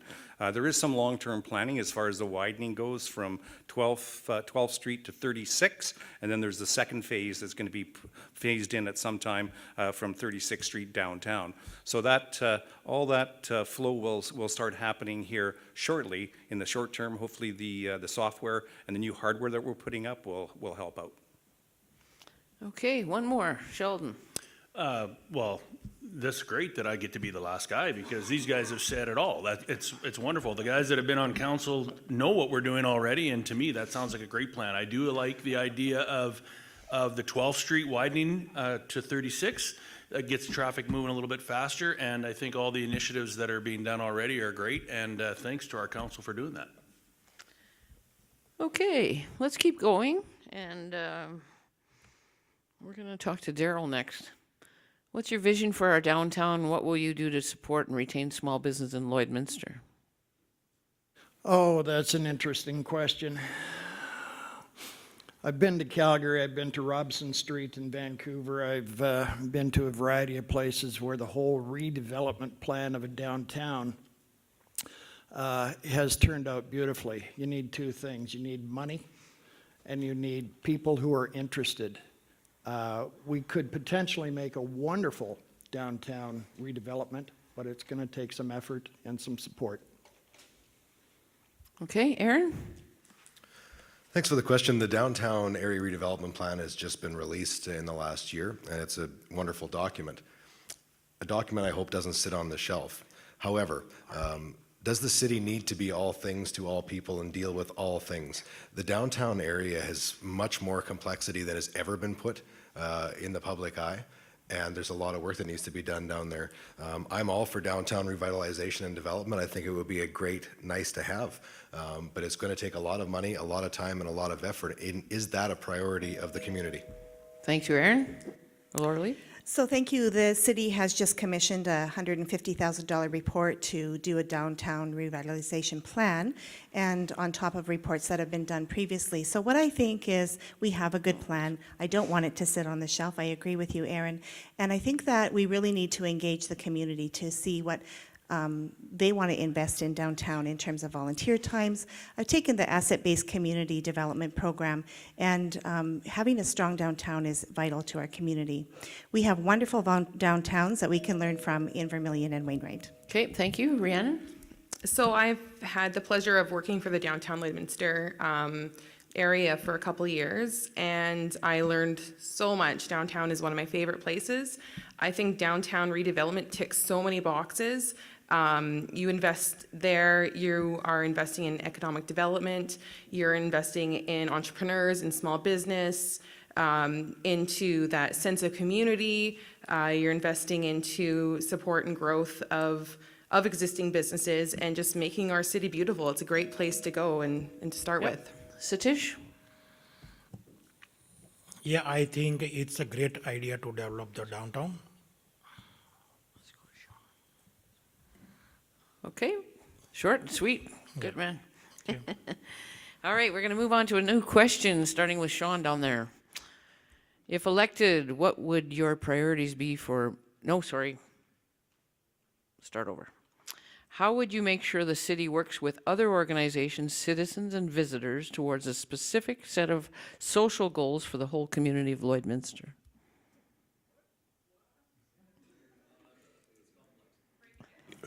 Can we read that? That's complex. Could you do that one more time? How would you make sure the city works with other organizations, the citizens and visitors towards a specific set of social goals for the whole community of Lloydminster? Okay. Well, just by being passionate, by working hard. If you're not driving and being a leader for Lloydminster, then you're not living in Lloyd. To specifically drive local events, be an ambassador, sell the city, work hard, roll up your sleeves, and really get down to it. There's no shortcuts. You got to just work, and you got to work, and you got to work. Thanks, Jonathan. Chris? All right, is this on? Okay, perfect. I've seen groups work in the past together. Like while on school board, we had like the Hub program, which brought together mental health, which brought together the RCMP, parents, students. And I think when we work together in such a way, we can be more effective at taking care of our citizens in our city. So I would just continue to encourage groups where you have different organizations together, coming up with solutions together. Okay. To Jonathan. Same question? Yeah. Can you ask it again? It was a very high-level question, It's so. tricky, yep. How would you make sure the city works with other organizations, citizens, and visitors towards a specific set of social goals for the whole community of Lloydminster? Well, I suppose it depends on what the specific item is, but at the end of the day, when you're a member of council, you'll get specific requests from all sorts of different groups. And at the end of the day, what your job is to sit down with them, listen to their proposal, see if they need any particular resources, ensure that you've got city staff and you've got city council and you've got the other organizations and groups all on the same page. You know, I can't really think of anything. I'll give you a vague answer because, to be honest with you, that's how you would do it. Okay, one more. Let's do Bill. I really don't know how to answer that. I have zero background in that. But just off the top of my head, I think you just have to look at everything and just judge it accordingly, what you can do, and usually it comes back down to the finances. So what you can do with the money that you have, that's about all I can say on that. Okay, I'm just trying to find another question here. Just a second. Let's do this one. This is limited to 3 people to answer, but that's all right. Do you think that annexation is important for the growth of Lloydminster? Michael Dychuk is being asked this one.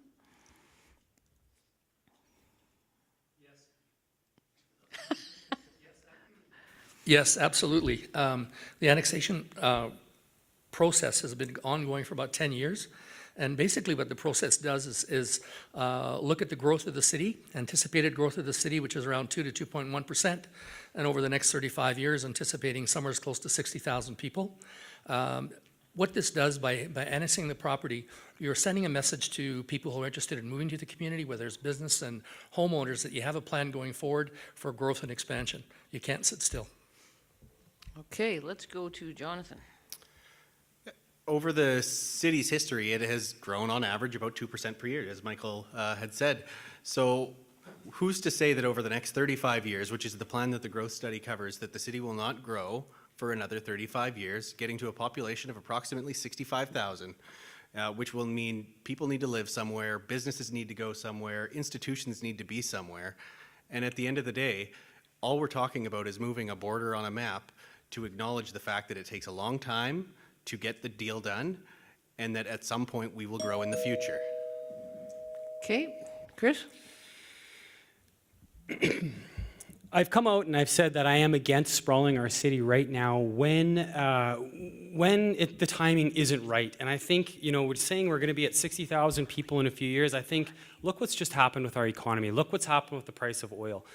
We've seen things go down, and we need to potentially slow down a little bit in some things and invest in the communities that we have already. I'm not against moving the borderline if need be for future planning, but how far out, you know, how far out is that going to be? Where are we going to grow? We have these empty lots. We need to fill them first and invest there. Okay. Same question? Yep. So I think that planning is critical for our city, and so congratulations on the hard work that's happened on annexation. It costs us more money if we wait to do it. So having it done now is really a good investment for us to make. With the annexation, I think we have to, you know, look at the plans and aggressively attract industry and business to our community so that we can use that land sooner than later. And as we develop, make sure that we're looking at green space and transportation and all of the things that are important for a growing community. Okay, this is a bit unusual, but we're going to go back to Laurelie again because this is one for you and a few others. How do you propose to deal with healthcare issues as an elected councillor to the city council? Well, healthcare is a provincial responsibility, and so in Lloydminster, Saskatchewan Health provides healthcare services to the city with funding support through Alberta Health Services on a per capita basis. So I would advocate, and I would invite the community to actually advocate for the services that they feel that they need. We should never do for community what they can do for themselves, and so allowing them to use their voice will be an important part of getting improved healthcare services here. And giving them some vision of what that could look like as well will be important. Did I get buzzed? Not that I know of. Oh, okay. Sorry. Well done. Okay, AFTAB, and then we'll go to Sandy. Sorry, could you repeat the question, Glenda, please? How do you propose to deal with healthcare issues as an elected councillor to city council? Okay, I think the first agenda on my topic, on my agenda, the topic is getting more resources to the Lloyd Hospital. I would like to work with the provincial government and make sure that we are asking them for funding and resources that Lloydminster needs badly right now. I've seen concerns with emergency resources not being available and people being shipped out to Edmonton and Saskatoon for accident purposes and injured patients being transported. So would like to see more resources on that end, as well as more laboratory and resources for testing. Okay, Sandy. I work at the Dr. Cook as a healthcare aide, so some of my staff and I have been talking about we do need more staffing as healthcare aides, LPNs, RNs, doctors, surgeons. We do need to revamp the hospital or try to get government grants, get a new hospital to be more attractive to the individuals wanting to come here to work. Right now, we're really understaffed for all those positions, so I want to work with the government for that reason. Okay, let's go to Aaron. What do you feel are the 3 most important issues facing the residents of Lloydminster that the newly elected city council should address immediately? And then we'll have Sheldon next, so he doesn't have to go last again.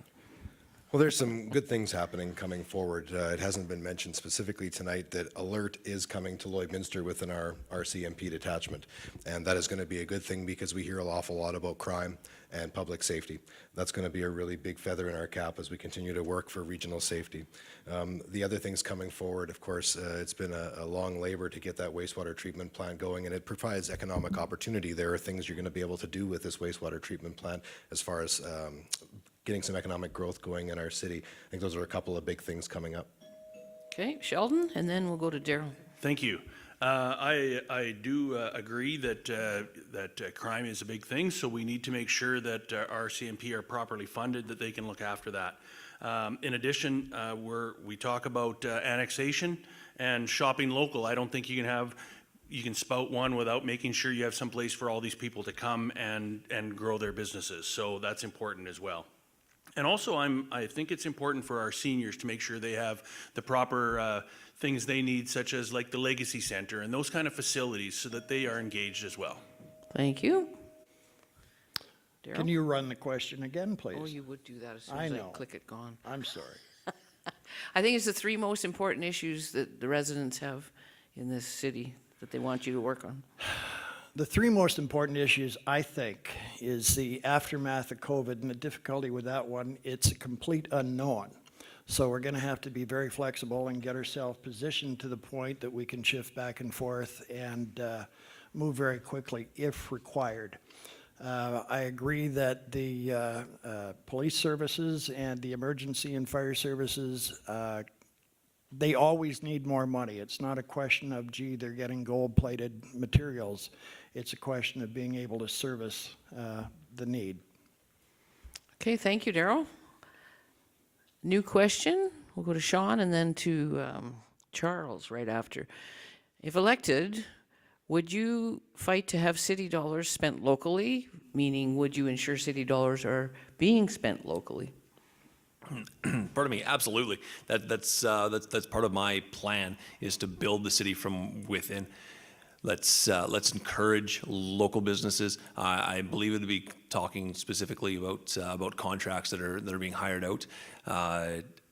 We need to represent Lloyd. We need to sell Lloyd, and support the local businesses, the local families, the local taxpayers. It's a real important, big deal. We need to support local. Okay, Charles? Yeah, the French people say, la charité bien ordonnée commence par soi-même. Charity that is in best order begins at home.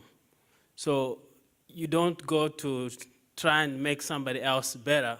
You start at home. And I think city dollars should be well spent first at home. We would share if we have extra, but let's focus with our own people first here, build Lloydminster. Okay, thank you. Cheryl?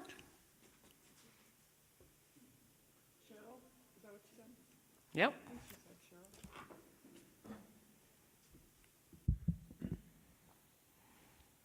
Absolutely, the dollars should be spent at home, but I just need to call on one of the current council members. What is the program called when bids are put out to tender? There's a list that they, Aaron, just tell me what it is and then I'll.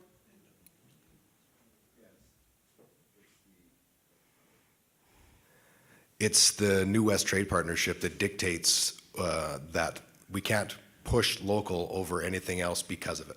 Yeah. So Aaron just said the New West Trade Partnership is what drives. Hurry. Well, it drives the interest of local vendors. So Okay, good, thanks. there is some laws in place. So Dean?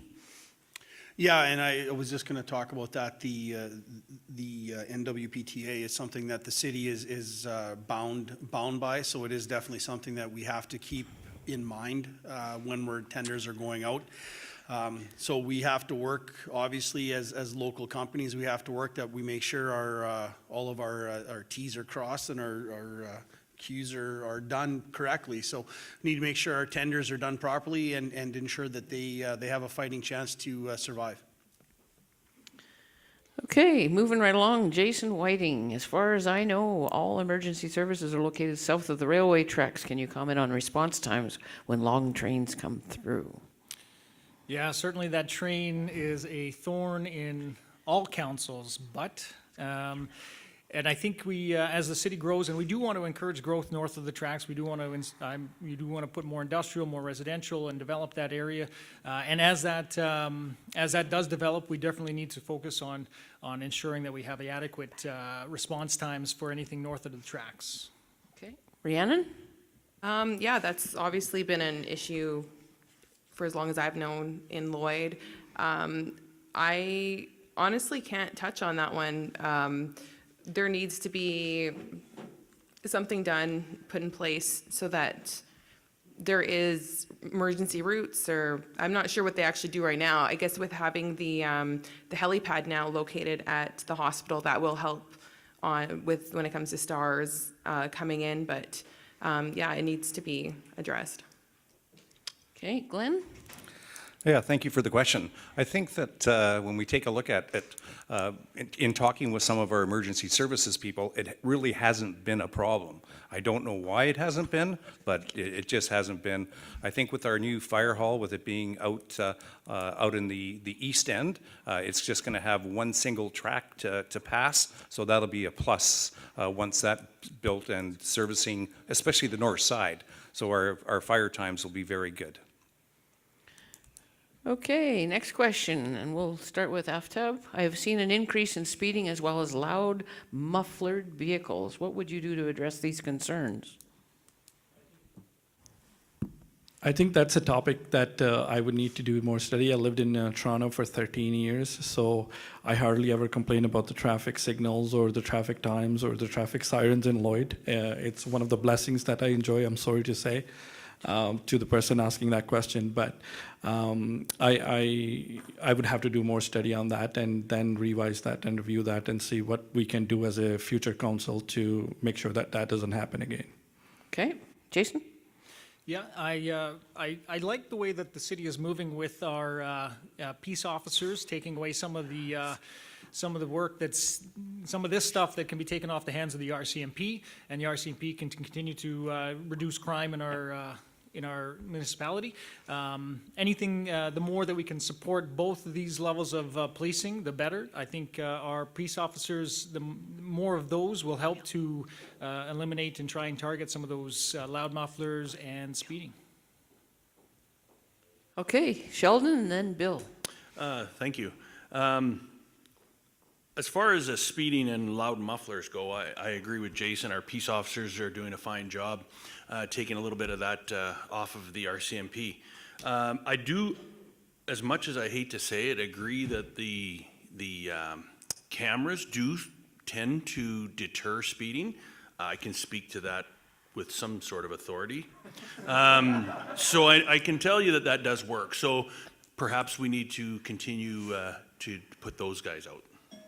Thank you. Bill? I think our focus on that, on the mufflers and the speeding is, I think the police are doing a good job and the bylaw officers are doing a good job. But I think they should have to step it up a little bit and stay away from some of the places that there isn't very much traffic. And I think it's on the mufflers.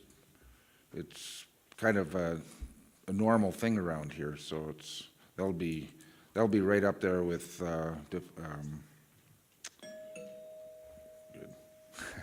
Okay, one more. Sean? Are we good? I think the speeding is a definite issue that we have in Lloyd. Everybody seems to use in residential streets as a racetrack, and I know in front of my house in particular, it's an issue. I would like to see some more photo radar, because I know when that car gets parked in front of our street, which is in front of a park, and people drive 60, 70 kilometers an hour down it, when that car's there, they slow down. Okay, Dean, new question. What are your thoughts on increasing efforts to combat drug trafficking? I think, unfortunately, it's one of our most positive things being on Highway 16, but on the same hand, it is also a bit of a drug corridor between Saskatoon and Edmonton. So I think working with the RCMP and other task force in the city of Saskatoon and Edmonton to make sure that we are aware when potential things are coming through town. They seem to have an idea in the city when they're coming through. So let's make sure that we do everything we can and support the RCMP to tighten up things on Highway 16 for the drug trade. Thank you. Cheryl? Well, recently the RCMP gave a report at a city council meeting, and I firmly believe that they are doing what they can with the resources that they have. I live in an area that is pretty much across from the entrance from may I suggest, a high traffic area of drugs and other paraphernalia. So I don't know who calls them, but I do know when they do call them, they are there within 5-6 minutes. So, thank you. Charles? Yeah, this is why I believe that the police needs to be supported. There must be enough funding to support the police to put law and order in the city. So drug trafficking is very damaging to any community.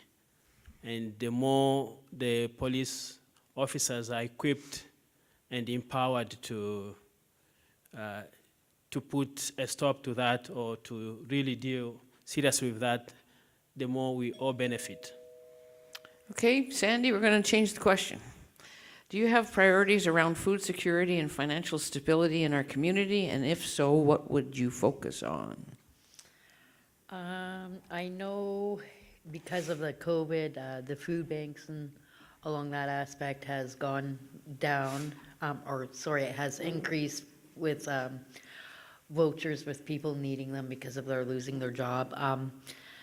I try to donate as much as I can to those organizations to help out individuals that are needing, so I'm gonna still do that, and yeah. And I encourage everybody else to do the same. Okay, Laura Lee? So food security is one of the social determinants of health, and we really need to, as a community, address that. I think organizations like the Olive Tree, Salvation Army Food Bank are doing some great work to address poverty and to address food security. We as community members can actually support them by donating food, by creating community gardens, by sharing the food that we grow in our own gardens, and by participating in some activities where, like Ruby Trudell, she actually has the food rescue. Okay, Rhiannon? I love what Laura Lee said. The community garden idea, more of those would be awesome in all the different areas of the city. At work last year, we did a countdown to Christmas food bank thing, which was so easy for us in our building to do. And it'll be a lot harder to do those food bank donations, I guess, this year, but the more that we are able to kind of get everybody involved in our workplaces and organizations, I think those will be a good way to get that help. Okay, thank you. Satish? Yeah, organization and food bank is the better idea for the food safety. Okay. New question. We'll start with Glenn Fegnan. You have served one term on City Council. What would you do differently if you elected on November 9th to the new council? I don't think I'd do much differently. I'd like to certainly help out the new councillors that are going to be there. I think that we're on a very good track with on the financial side of things.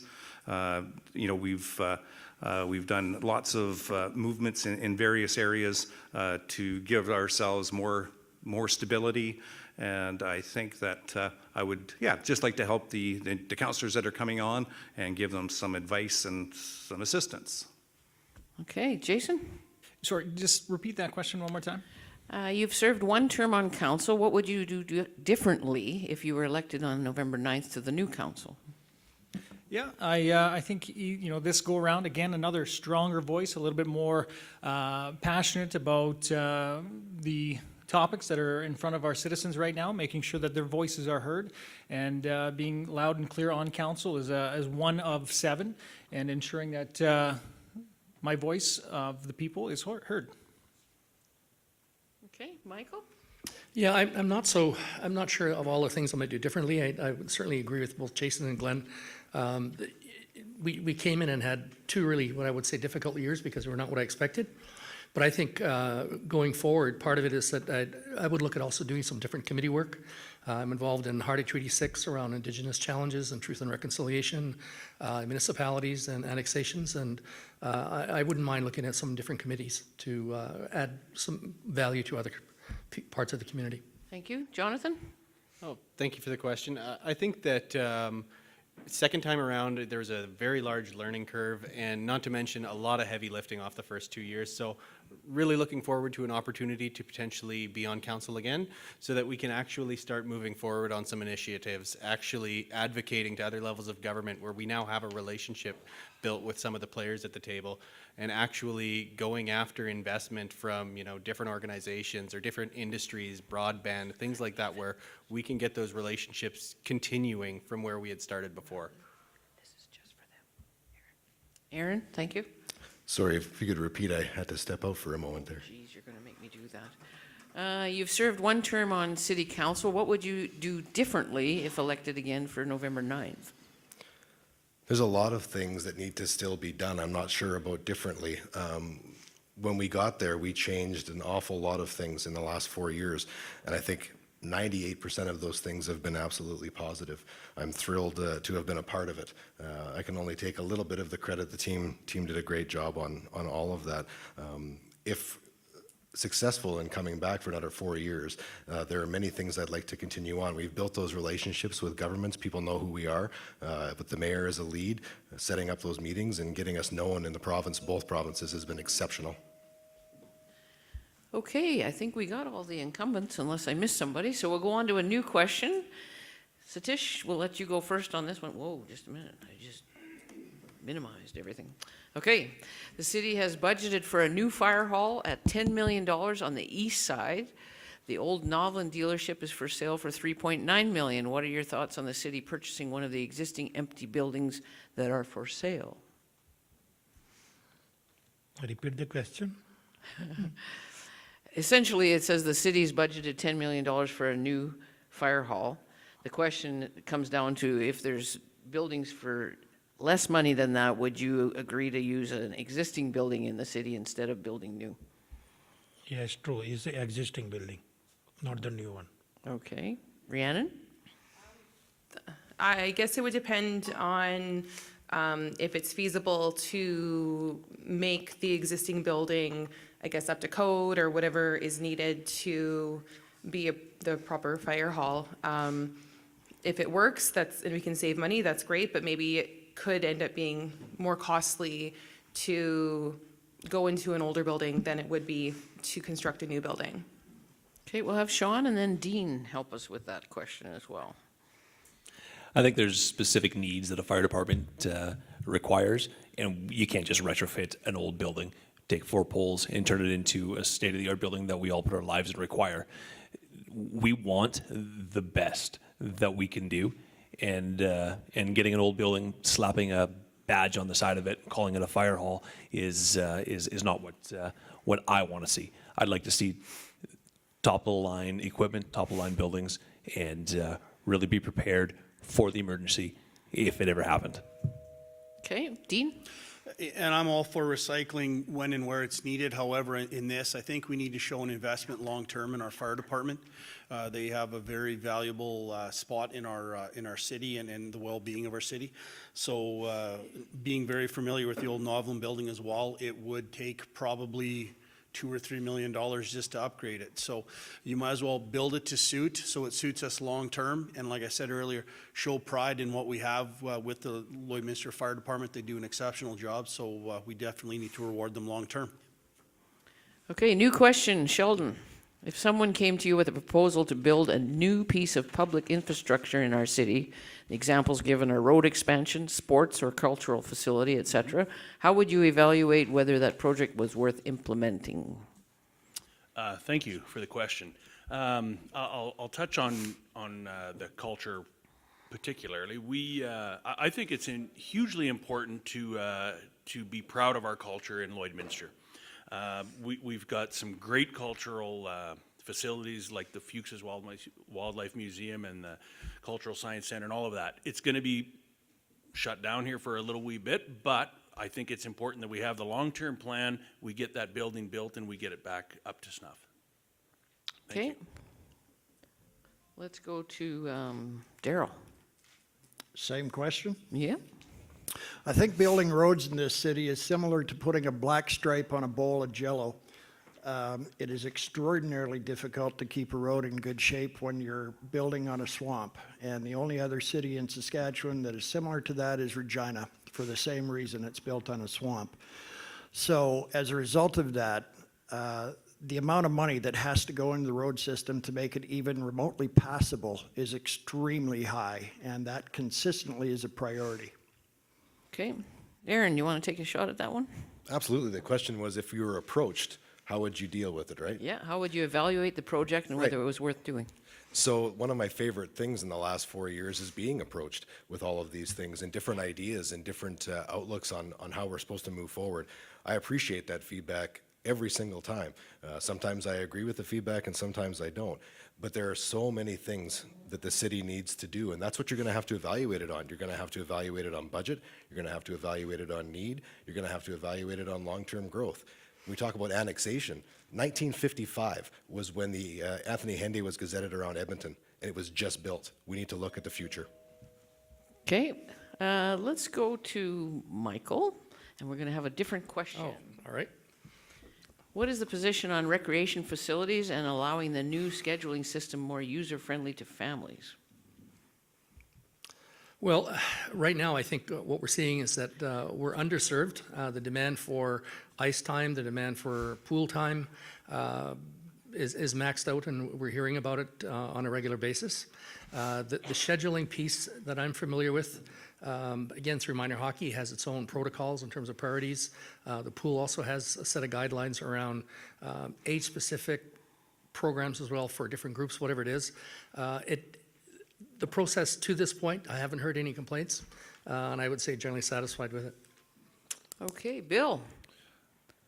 Well, I think on our facilities, we should do an analysis to see, in fact, if they are underutilized or overutilized. I think there might be some areas, say in the hockey, that we might be able to garner more ice times if we started a little bit earlier, but I'm unaware of what time the first ice times are in the city.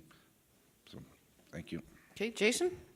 Just repeat that question one more time about. Oh, jeez, I just got rid of it. Don't do that. Come on. I got to find another one. Oh, here we are. What is the position on recreational facilities and allowing new scheduling system for more user-friendly to families? Allowing a new scheduling system for Which is more user-friendly to families. more yeah, I think that anything that would allow our residents to become, make an ease of use for our residents and our families is a good thing. I don't know the specifics about anything that is not working, and that's always something that as a counselor you would like to hear and pass along to administration. Any of those comments or complaints or anything like that that's our job, is to hear those, field those, and take them to administration. Yeah, I don't know the specifics on that, but certainly something that would be of interest and hear more about. Okay, Aftab? I think to the same point that we would have to do a survey and follow up with the concerns that really residents are facing in terms of accessing those facilities, and if there are specific barriers that are keeping people from utilizing these facilities, we would have to look into those specific ones. On top of that, we would also look into see if we can increase the capacity depending on the demand. So we'll have to do that survey when time comes. Okay, thank you. Cheryl, we have a new question. The Lloydminster Charter is an important document empowering the operation of Lloydminster as a bi-provincial city. What would you prioritize for revision or enhancement to that charter, and how would you get this done to benefit Lloydminster citizens?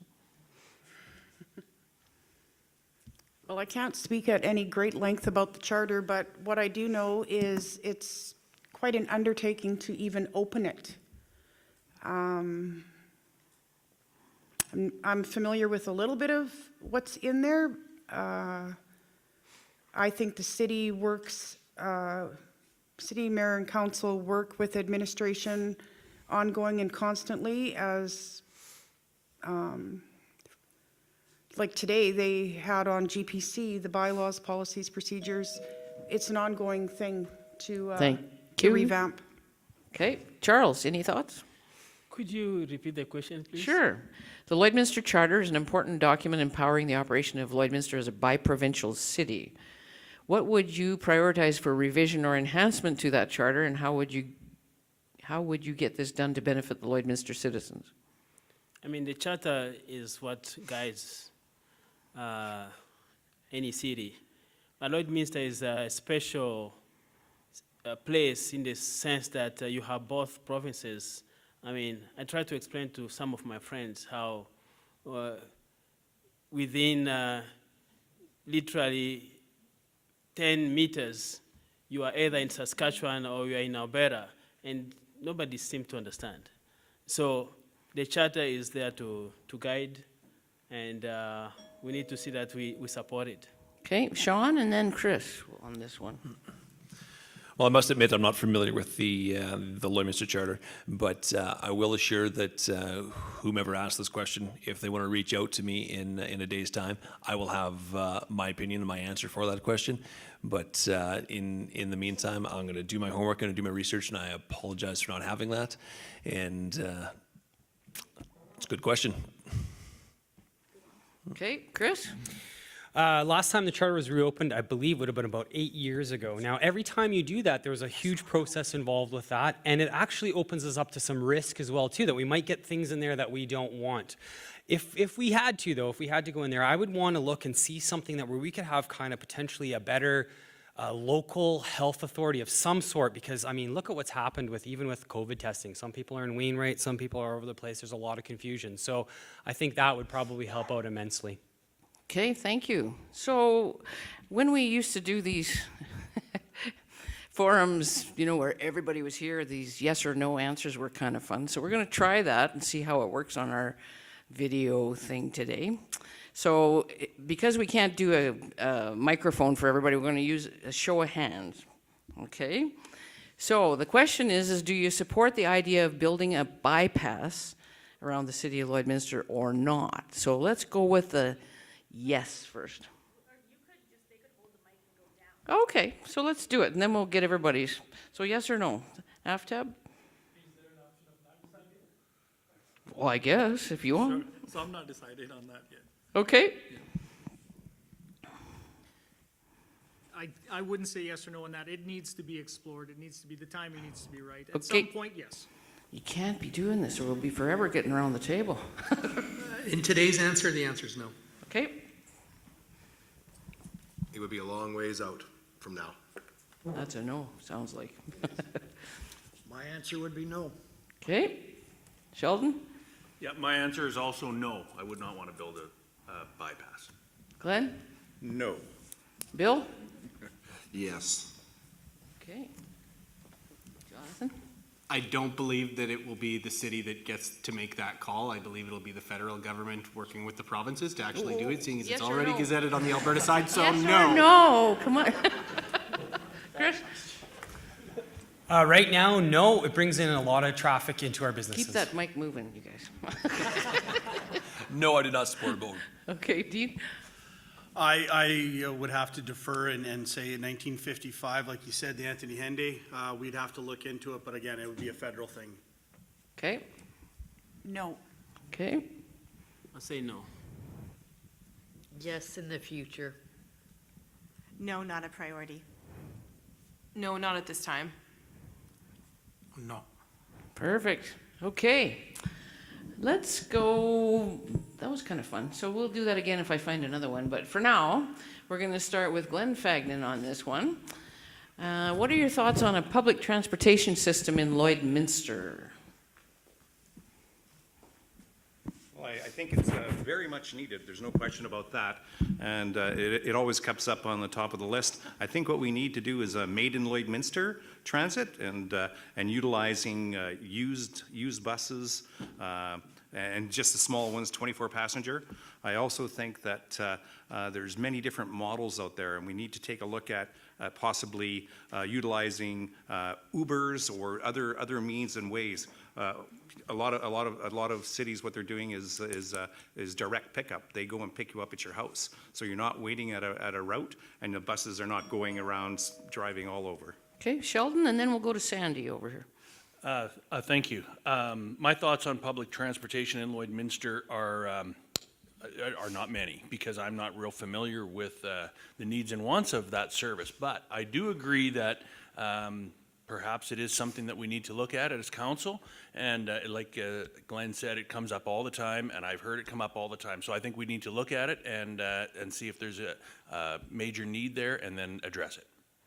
Okay, Sandy, and then we'll ask Laura Lee for her comment. I do agree we do have need a busing system here in Lloyd. I have a few of my friends personally that don't drive, and plus there are seniors that do not drive as well, so I think it's a good idea to have a busing system here in Lloyd. Okay. So the city of Lloydminster did a study on public transit, and the decision was we couldn't afford it at the time. The problem with public transit not having it is that access to transportation is really a barrier to healthcare, to mental health services, to supports in the community. Many people can't get there to have their needs met. We have amazing innovation in our city. We have Border City Connects. I think we need to be creative, make sure that our policies at City Hall actually enable and promote innovation in every area, from the community to economic development, and certainly for public transportation or some form thereof. Okay. Satish, I'm going to start with another question, and then we'll go to Rhiannon right after. What is one thing you disagree with that the current council is doing or has done that encouraged you to run for this term? I don't know, because this is my first election. Okay. Rhiannon? Is it on now? I've been kind of inspired by this council to actually want to try and run. I think they have done a pretty good job over the last 4 years. I know they came in with a kind of a mess to clean up, and I think they've done really well, and I look forward to possibly having the opportunity to learn from them and kind of continue the growth that they've done. Okay, let's just go down the line a little bit. Okay, Laura Lee? I'm sorry, can you repeat the question? What is one thing you disagree with that the current council is doing or has done that encouraged you to run for this term? Well, I wouldn't say there was one thing that that I disagreed with. I think that it was more the opportunity that in our life right now, we have the time to commit to this. I see an opportunity to really build on what council's done already and to bring a different and new perspective to the council table. Okay, Sandy? I just don't want things thrown at me by the other council members here tonight, but I think they're doing an awesome job. I'm not in their footsteps, so I don't know how hard their choices have been made, but I think they were doing an awesome job. Okay, Charles? Yeah, no, I'm running not because of what the city is not doing, the council is not doing right, but I'm running because I believe that I have a very meaningful contribution to make. And I think also, just because I have experience building the bridge between immigrant and non-immigrant, born Canadian and those who have joined Canada, and I just feel that it's really needed here to build the community. Okay, one more. Cheryl? Well, being someone that's attended council for the better part of 7 years solid, in the last 4 years, there isn't anything that I disagree with, but what I firmly believe is that I could bring a fresh set of eyes and ears to the table, and perhaps rather than being on the volunteering side and always bringing things forward, I could be on the deciding side of what happens. Okay, Dean, new question. Would any potential councillor look at putting sidewalks on Highway 17 and Highway 16 Saskatchewan side and walking paths similar to those put on the Alberta side? It is talking about potential councillors, but even existing ones. We're going to go around a little bit. I think more walking paths and sidewalks definitely on the Saskatchewan side would be something to look into. I know there is a lot of foot traffic on 17 right now. People need to come and go, bike paths, whatever you want to call them. I think it's definitely something that needs to look at so we can better connect the Alberta side to the Saskatchewan side. We go for walks as a family, and a lot of times we end up stopping right at Highway 17 because we don't go across because of a lack of sidewalks. So I think it is definitely something that needs to look at to further bind the city together. Okay, Sean? Yeah, I think we should definitely look at putting more walking paths on the Saskatchewan side. There's a definite need there and a strong want. And a healthy community is a happy community. There's no negative effects to being outside, encouraging our kids, encouraging our families to be outside. And those walking paths will do that, and it'll just help create a beautiful community. And then also to get some traffic just a little bit off the highway. Okay, Chris, and then Jonathan, and then we'll switch it up a bit. Yeah, I definitely think there is need for sidewalks on Highway 17. I also think there's need for repairing sidewalks in many other communities in our neighborhood. I think if we come at it with an approach where we're putting it in the right place. I mean, there's sidewalks in some really weird places in Lloyd, like going along the truck route and stuff like that. And I think, why are we putting our money in places where we don't need sidewalks? So definitely Highway 17, 100%. Okay. I think. Yep. Okay, awesome. Yeah, so to be honest with you, we're in the process of finishing up our sidewalk and trails master plan, which is very much in line with what Chris is suggesting, is that we have a systematic plan in place to do that, even though this is something that I technically was not in favor of last year, because I actually thought it was pretty obvious where we're missing some of them and we should just start paving some of them. However, we will have a systematic plan so that we can do it and be strategic about it so that we can get more done.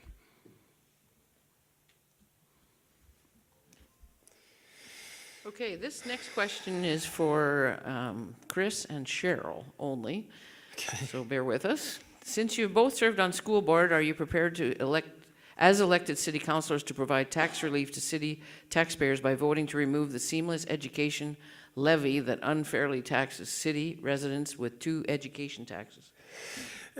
What happens with the taxation right now is all the money is kind of pooled together at the provincial level and is given out based on students. But there is certain things that aren't provided by one province and the other. So like, for example, driver's ed is provided by one province and another. And we need to somehow manage to make sure that all students have a fair funding in how it's done. And so the seamless delivery needs to stay in place because it's something that we need to have to make things fair for our students on both sides of the border. It's just a uniqueness of our city.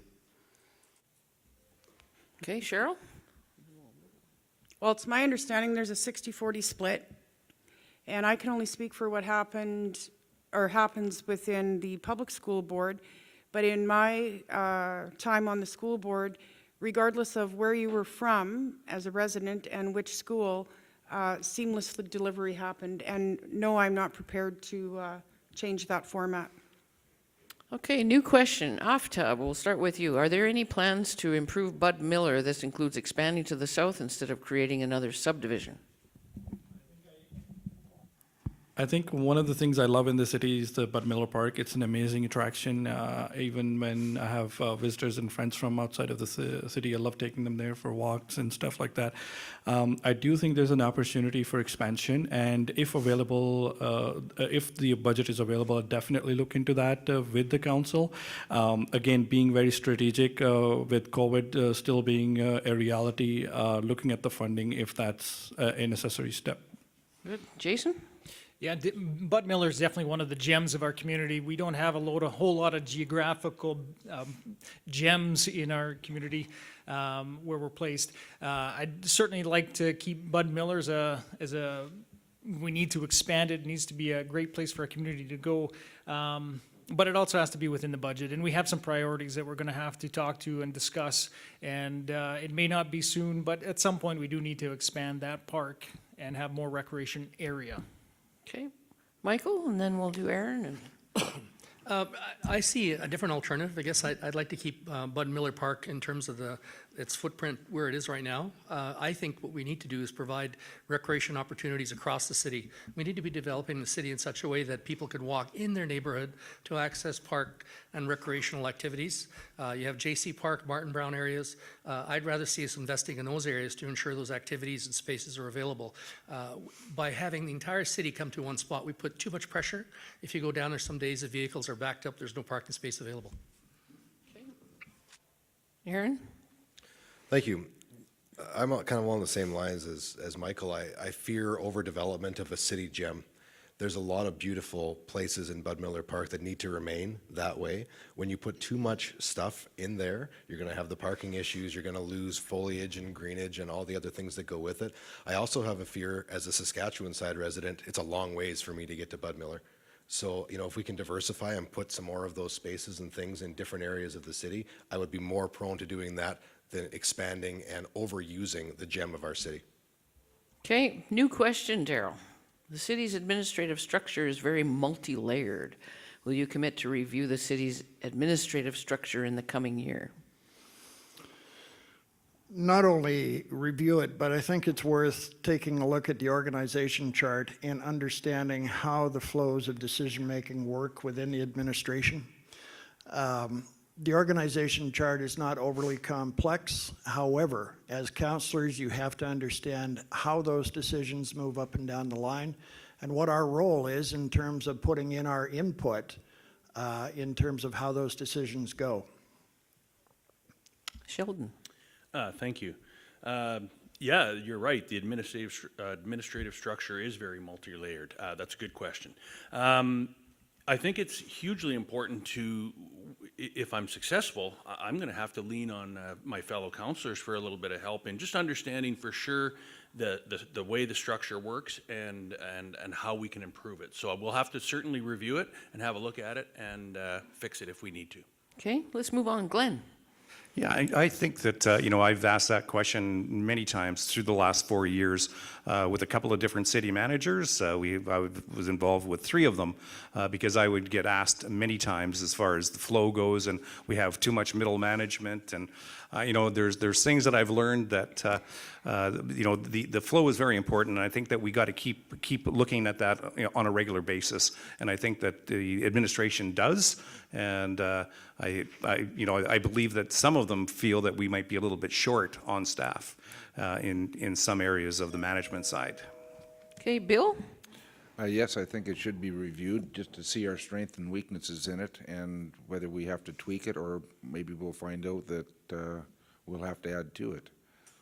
But we don't know those answers unless we take time to really look at it. Thank you. Okay, thank you.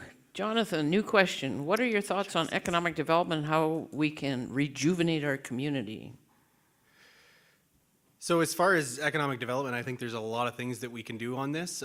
First and foremost is promoting our community and reaching out and trying to find new opportunities for existing businesses of how they can retool and do things and ensure that we have good conversations with those who provide services to our city, like utility providers, ensure that we have all the things that we need, whether that be broadband or other things. I think finding opportunities there to create more economic opportunities and to keep people here through what we do in community development.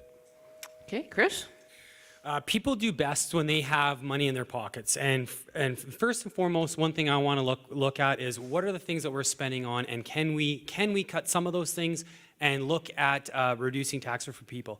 Also, if I were to take on a really big project in terms of investing into our existing lots and stuff like that, I would love to see really good internet in our community, specifically maybe working with some of the big telcos and looking at getting fiber optics in every neighborhood. Okay, Sean? Well, economic development is important, and one of the things that we need to do to have economic development is cash.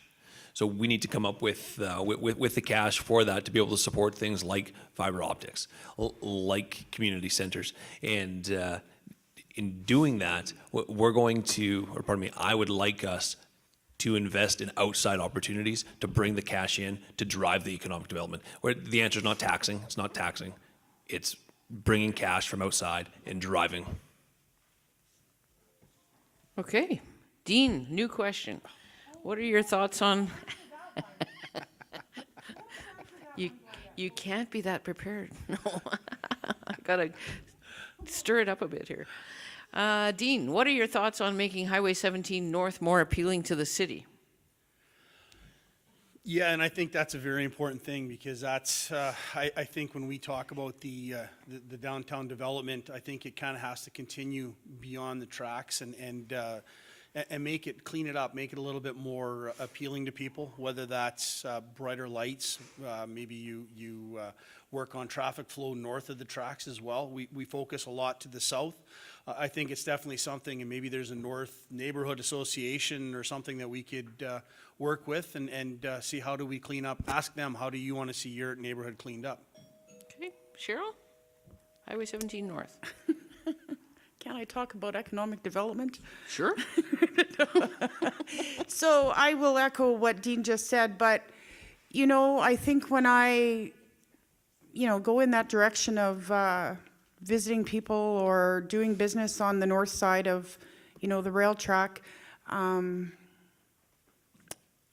we do have a bylaw, in place for aesthetics, unsightliness, junk, things of that nature. And when I approach administration about that, sometimes I hear put it in writing. And sometimes, I do put that. Okay, guess that's all you get. Okay, one more, Charles. Yeah, I think it's, we need to find ways to maybe evaluate the Highway 17, because there should be a way that it could be more appealing. Because people go to places where it's attractive, and we need to find ways to make it attractive. Okay, thank you very much. Looks like our time is starting to run away on us a little bit. Not bad, though. It's getting close to 8:30, so it's time to start wrapping things up a bit. So reverse order to the start of the program. I think we've managed to get everybody similar amounts of questions. Satish, if you would like to start, it's 1.5 minutes per candidate. For what? For the wrap-up. You have some comments to close out the evening for us? Yeah. Thank you.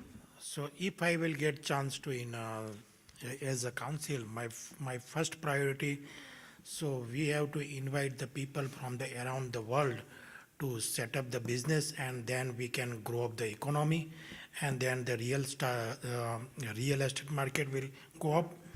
That's my priority. So we have to increase the population first. Okay, that's it. Rhiannon? First of all, I would just like to thank the Chamber for hosting the forum. and being very creative in how it could still be done throughout COVID. Thank you to all the other candidates. This has been really informative and nice to kind of get a sense of who you all are.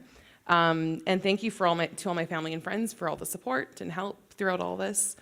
I'm ready to serve on City Council. I feel like we need equal representation in our council. After all, our community is half female, so I think that that's important.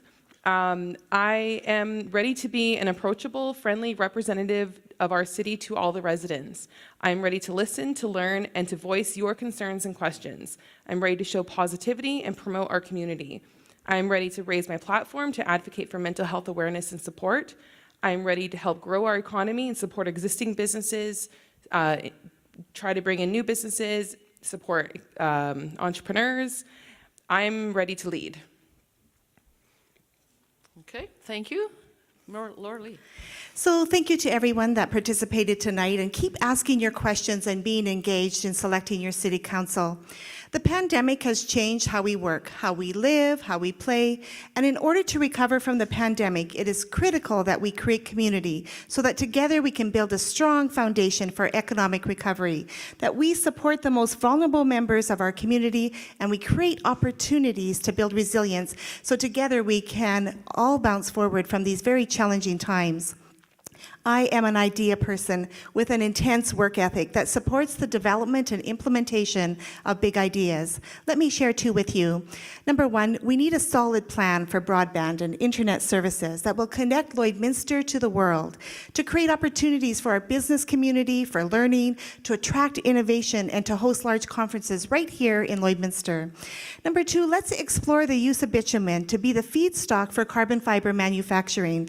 Lloydminster is the heavy oil capital of Canada, and we have a strategic advantage and tremendous potential to build this industry. We have a rich history of oil field innovation in our community, so I invite you innovators to explore the potential of carbon fiber industry for Lloydminster. It could be a game changer. To share your big ideas and learn more about my commitment to connect, communicate, collaborate, and how that will benefit Lloydminster from quality of life to building economic strength, visit creatingcommunity.ca. My name is Lee Maron, and I kindly ask for your vote on November 9th. Thank you. Sandy. Okay, so thank you everybody for tuning in and everybody coming down and answering your guys' question. I am a healthcare aide since 2000. I've been working at the Dr. Cook since April of 2015. I have volunteered for the Bobcats and the Big Brothers and Big Sisters in the past. My goals are the healthcare aide field for like the hospital, nursing home settings first, and then the oil and gas sector second, and then farming as a third. So thank you very much for tuning in near and far, and see you at the polls starting on the 21st or 22nd. Thank you. Charles. Yeah, thank you very much, Chamber of Commerce. Thank you, fellow candidates. Thank you for those who are tuning in to listen to this debate. And I just want to really say to our community in Lloydminster that I'm putting my name for City Council because I believe that together we can rebuild the economy, we can be physically responsible, not spend what you don't have. We can build our economy and make sure that we are inclusive so that everyone who calls Lloydminster home feels at home. And I think I have experience and expertise in bringing the community together, both immigrant and non-immigrant. So please give me your vote. I'll be gladly proud to represent you at City Council. Thank you. Thank you. Cheryl? Well, here's a few things I'd like you to know about me as your council candidate. I am financially responsible and will be putting our needs ahead of the wants. Transparent, ensuring I have the residents and businesses at the forefront when it's decision-making time. Open to dialogue and discussions, remembering I don't have all the answers or the information. And so with information shared, it will garner more knowledge. Committed to working hard, always putting self aside, and will continue to advocate for everyone. Mindful that there is a strategic plan in place to guide the future of this community. Striving towards understanding our residents' and businesses' thoughts and concerns so we can work together towards economic development and attract new growth while sustaining what we already have here. And I'm going to speak a little bit about economy. Lloydminster has a proven track record of being resilient in previous downturns and our current pandemic. As a 25-plus year resident, I'm very excited to witness the innovation and collaboration of the readily available resources and supports like Startup Lloydminster, Think Lloyd First, Chamber of Commerce, Discover Lloydminster, which is run by Red Bicycle, Lloydminster Construction Association, Community Futures, banking institutions, and of course our City of Lloydminster Economic Development Department, just to name a few. Partnerships can garner diversification, and with all the networking that has been happening, we are proving we are stronger together. The current economy is starting to show some improvement. Thank you. Dean. Thank you, Glenda. I'd like to take the final moments of the forum to thank each of the candidates for running for council, for stepping up and showing the passion and pride needed to take our city to the next level and into the future. Be sure to educate yourselves on each one of us and reach out to each one of us in the next 3 weeks to further discuss all of the things that are important to you and your family. We have shown you our passion tonight, and now is the time to show your passion by going out and voting for the council that you feel will best represent your vision for the city. I want to be one of your votes to be on this next city council, and I'm asking you to trust in me. I am a very genuine person. I mean what I say. I have my integrity. I will never be the smartest one in the room, but I will be the hardest worker in the room, learning about each issue and researching in depth each issue to find a solution that best fits Lloydminster. I will ask questions of each department and administration to hold them accountable to the direction we've set forward for the city. I humbly ask you for your vote to sit on council on November 9th. Thank you. Thank you. Sean.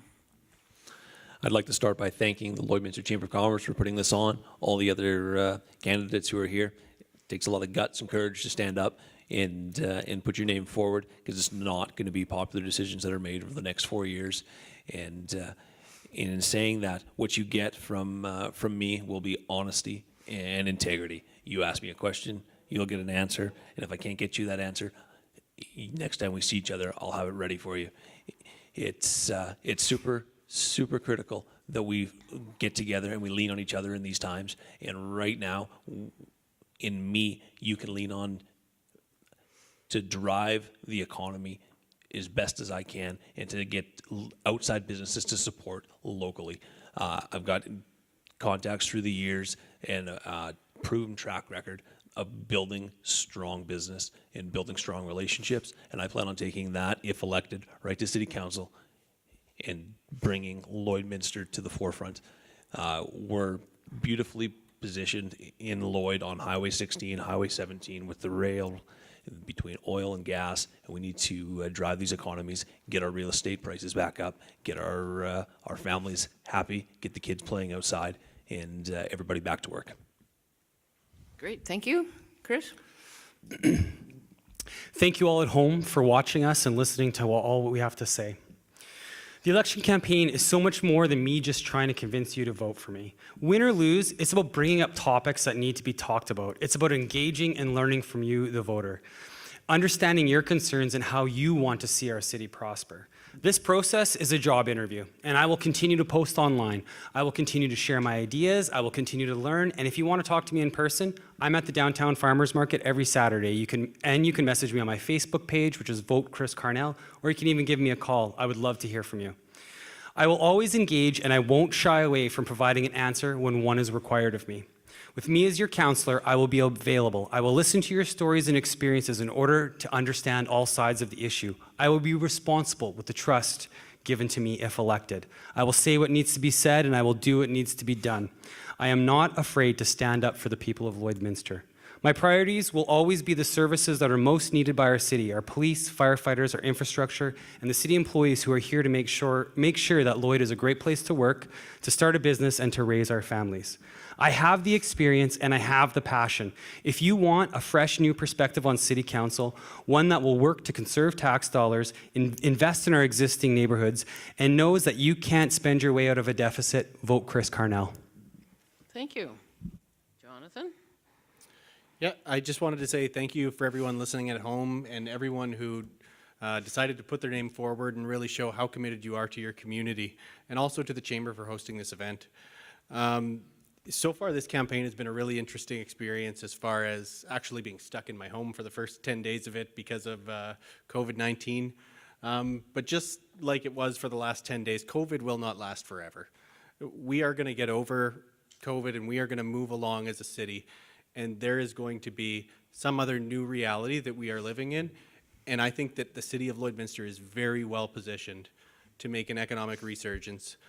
Part of that is because of all the great things we have in this community as far as community development. So we have great parks, great schools, great rec facilities, and all around great people doing great things for each other.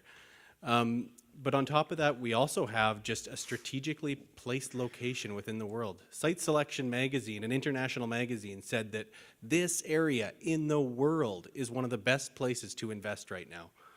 We need to take those opportunities and we have to drive them forward and ensure that we're doing everything we can to provide incentives for individuals to stay here and to grow our economy, because in the long run, that is going to mean quality of life for everyone here. We can do it by advocating. It's not all about spending money. There's a lot we can do as a community, and with my leadership and experience, I believe I can help. Thank you. Okay, thank you. Bill?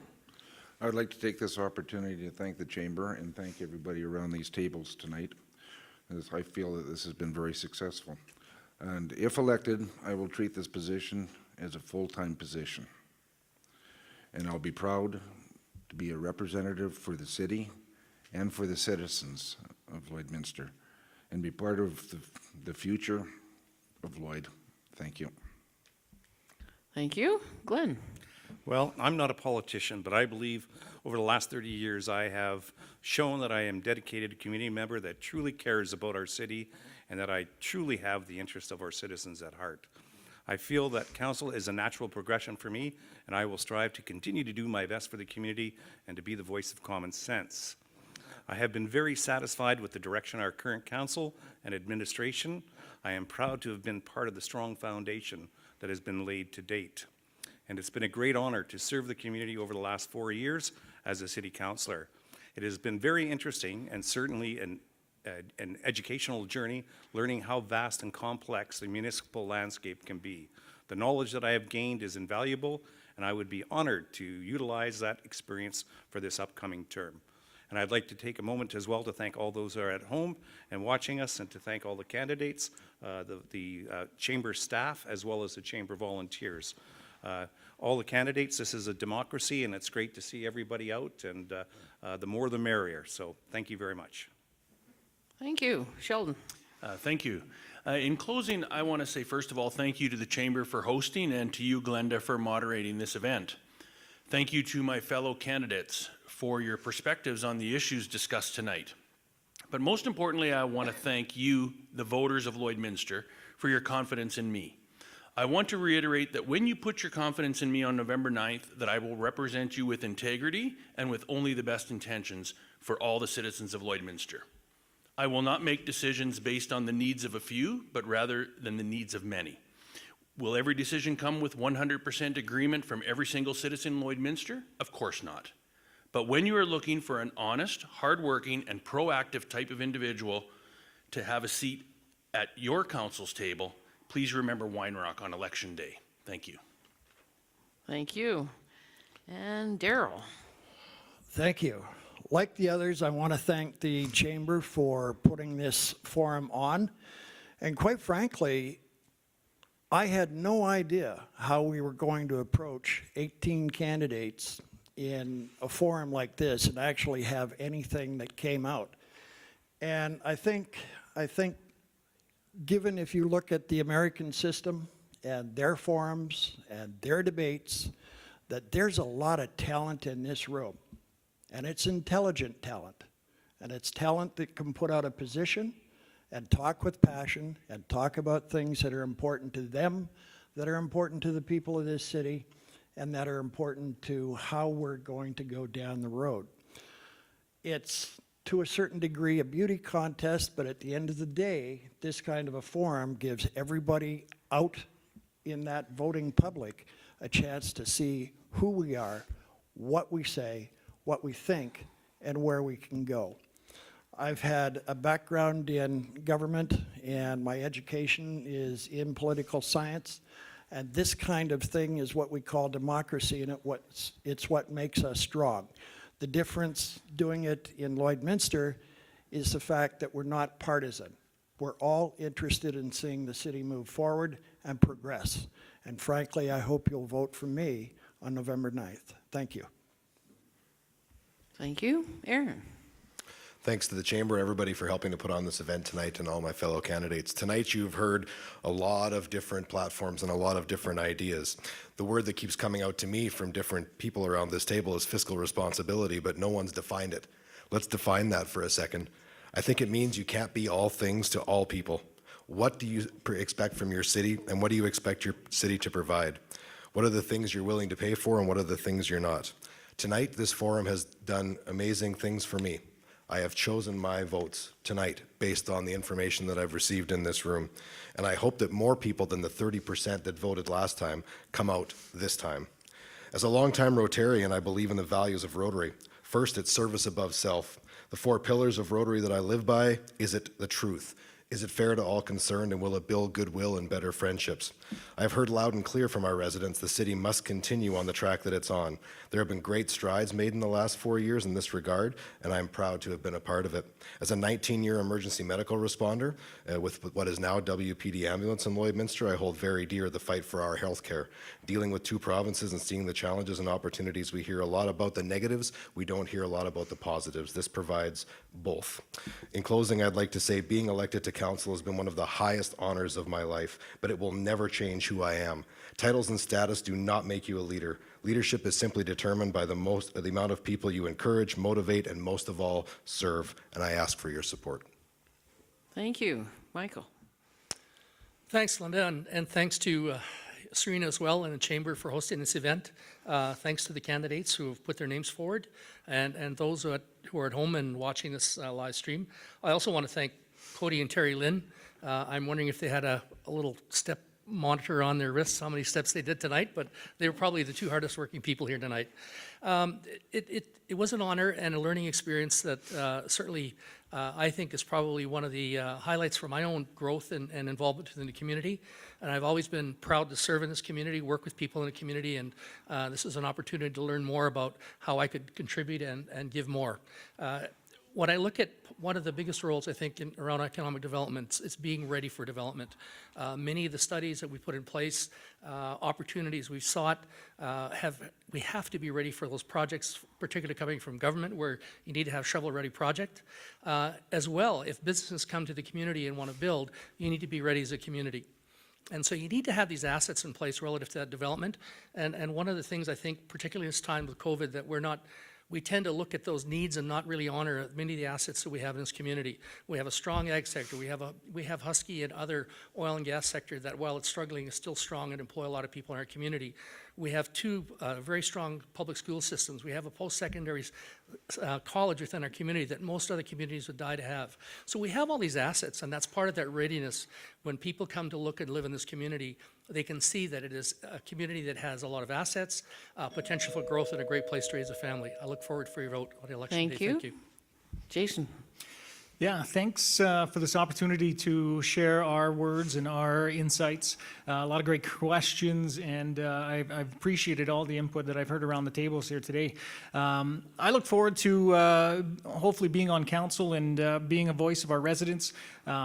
My previous experience on council was huge for me, and I look forward to bringing that experience and learning more again with this experience, and bringing our community's voices to council to make some very tough decisions. There's no question that the next term, the next 4 years, is going to be a challenge on many different fronts, from funding infrastructure to looking at taxes again. Everything there's a lot of challenges that we're going to face, and I look forward to encouraging a long-term vision and a long-term plan. I am committed to this community, to our city. Been very passionate about being involved in this community, and I hope to be on council to continue that passion. Thank you. Aftab. I want to echo my thanks and gratitude towards Chamber of Commerce as well as all the staff for putting this evening together. I want to thank you all the candidates. You guys have inspired me tonight with your ideas and putting your name forward like a lot of my fellow candidates said here. I really want to focus on some of the major concerns that our city is facing right now, and one of the biggest one is mental health issues. I think that I have a lot of people in my contacts that I know are struggling from that, and pandemic has made it worse. We really need to do something about that, and I am going to be working hard with the council members to see where we can do that. When it comes to bilateral diplomacy with both sides of the government and provincial levels as well as the federal level, I want to ensure that we reach out to both of the governments to ask for more funding and resources to help our residents in Lloydminster.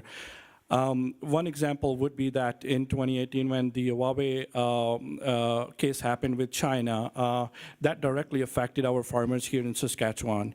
When China put sanctions on our products, I had a friend in Yorkton looking for different buyers in Pakistan saying he could not sell his canola anymore.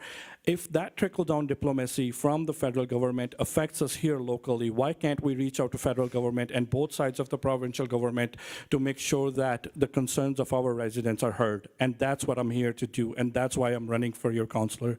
Please vote for me. Thank you. Well, thank you very much, everyone. This has been a very unique experience for me. I've done these a few times, and I know some of you here have as well. And we didn't get to all the questions that our home audience sent to us, but I venture to guess close to about 95% of them. So hopefully we got to the ones that were important to all of you. And thank you tonight as well to Maz Entertainment and the Chamber volunteers. They're sorting questions and moving mics around and the cameras, and hoping that we could make it meaningful for all of you watching at home or wherever you are, and also to the candidates that are here. This is an important step in making sure their ideas get out to a broad public who will be voting. Having said that, the candidates want to wish you all the best in this election coming up. It takes courage to step up and put your name forward and decide to do these things, serving your community, and we wish you all the best.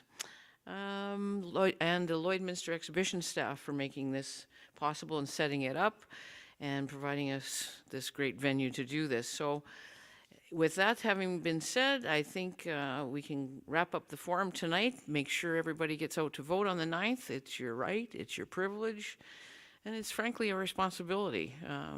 Take part in what happens in your own community. So thank you very much, everyone, and we wish you a safe trip home from wherever you are, and thanks for getting out and seeing us tonight. Okay, there we go.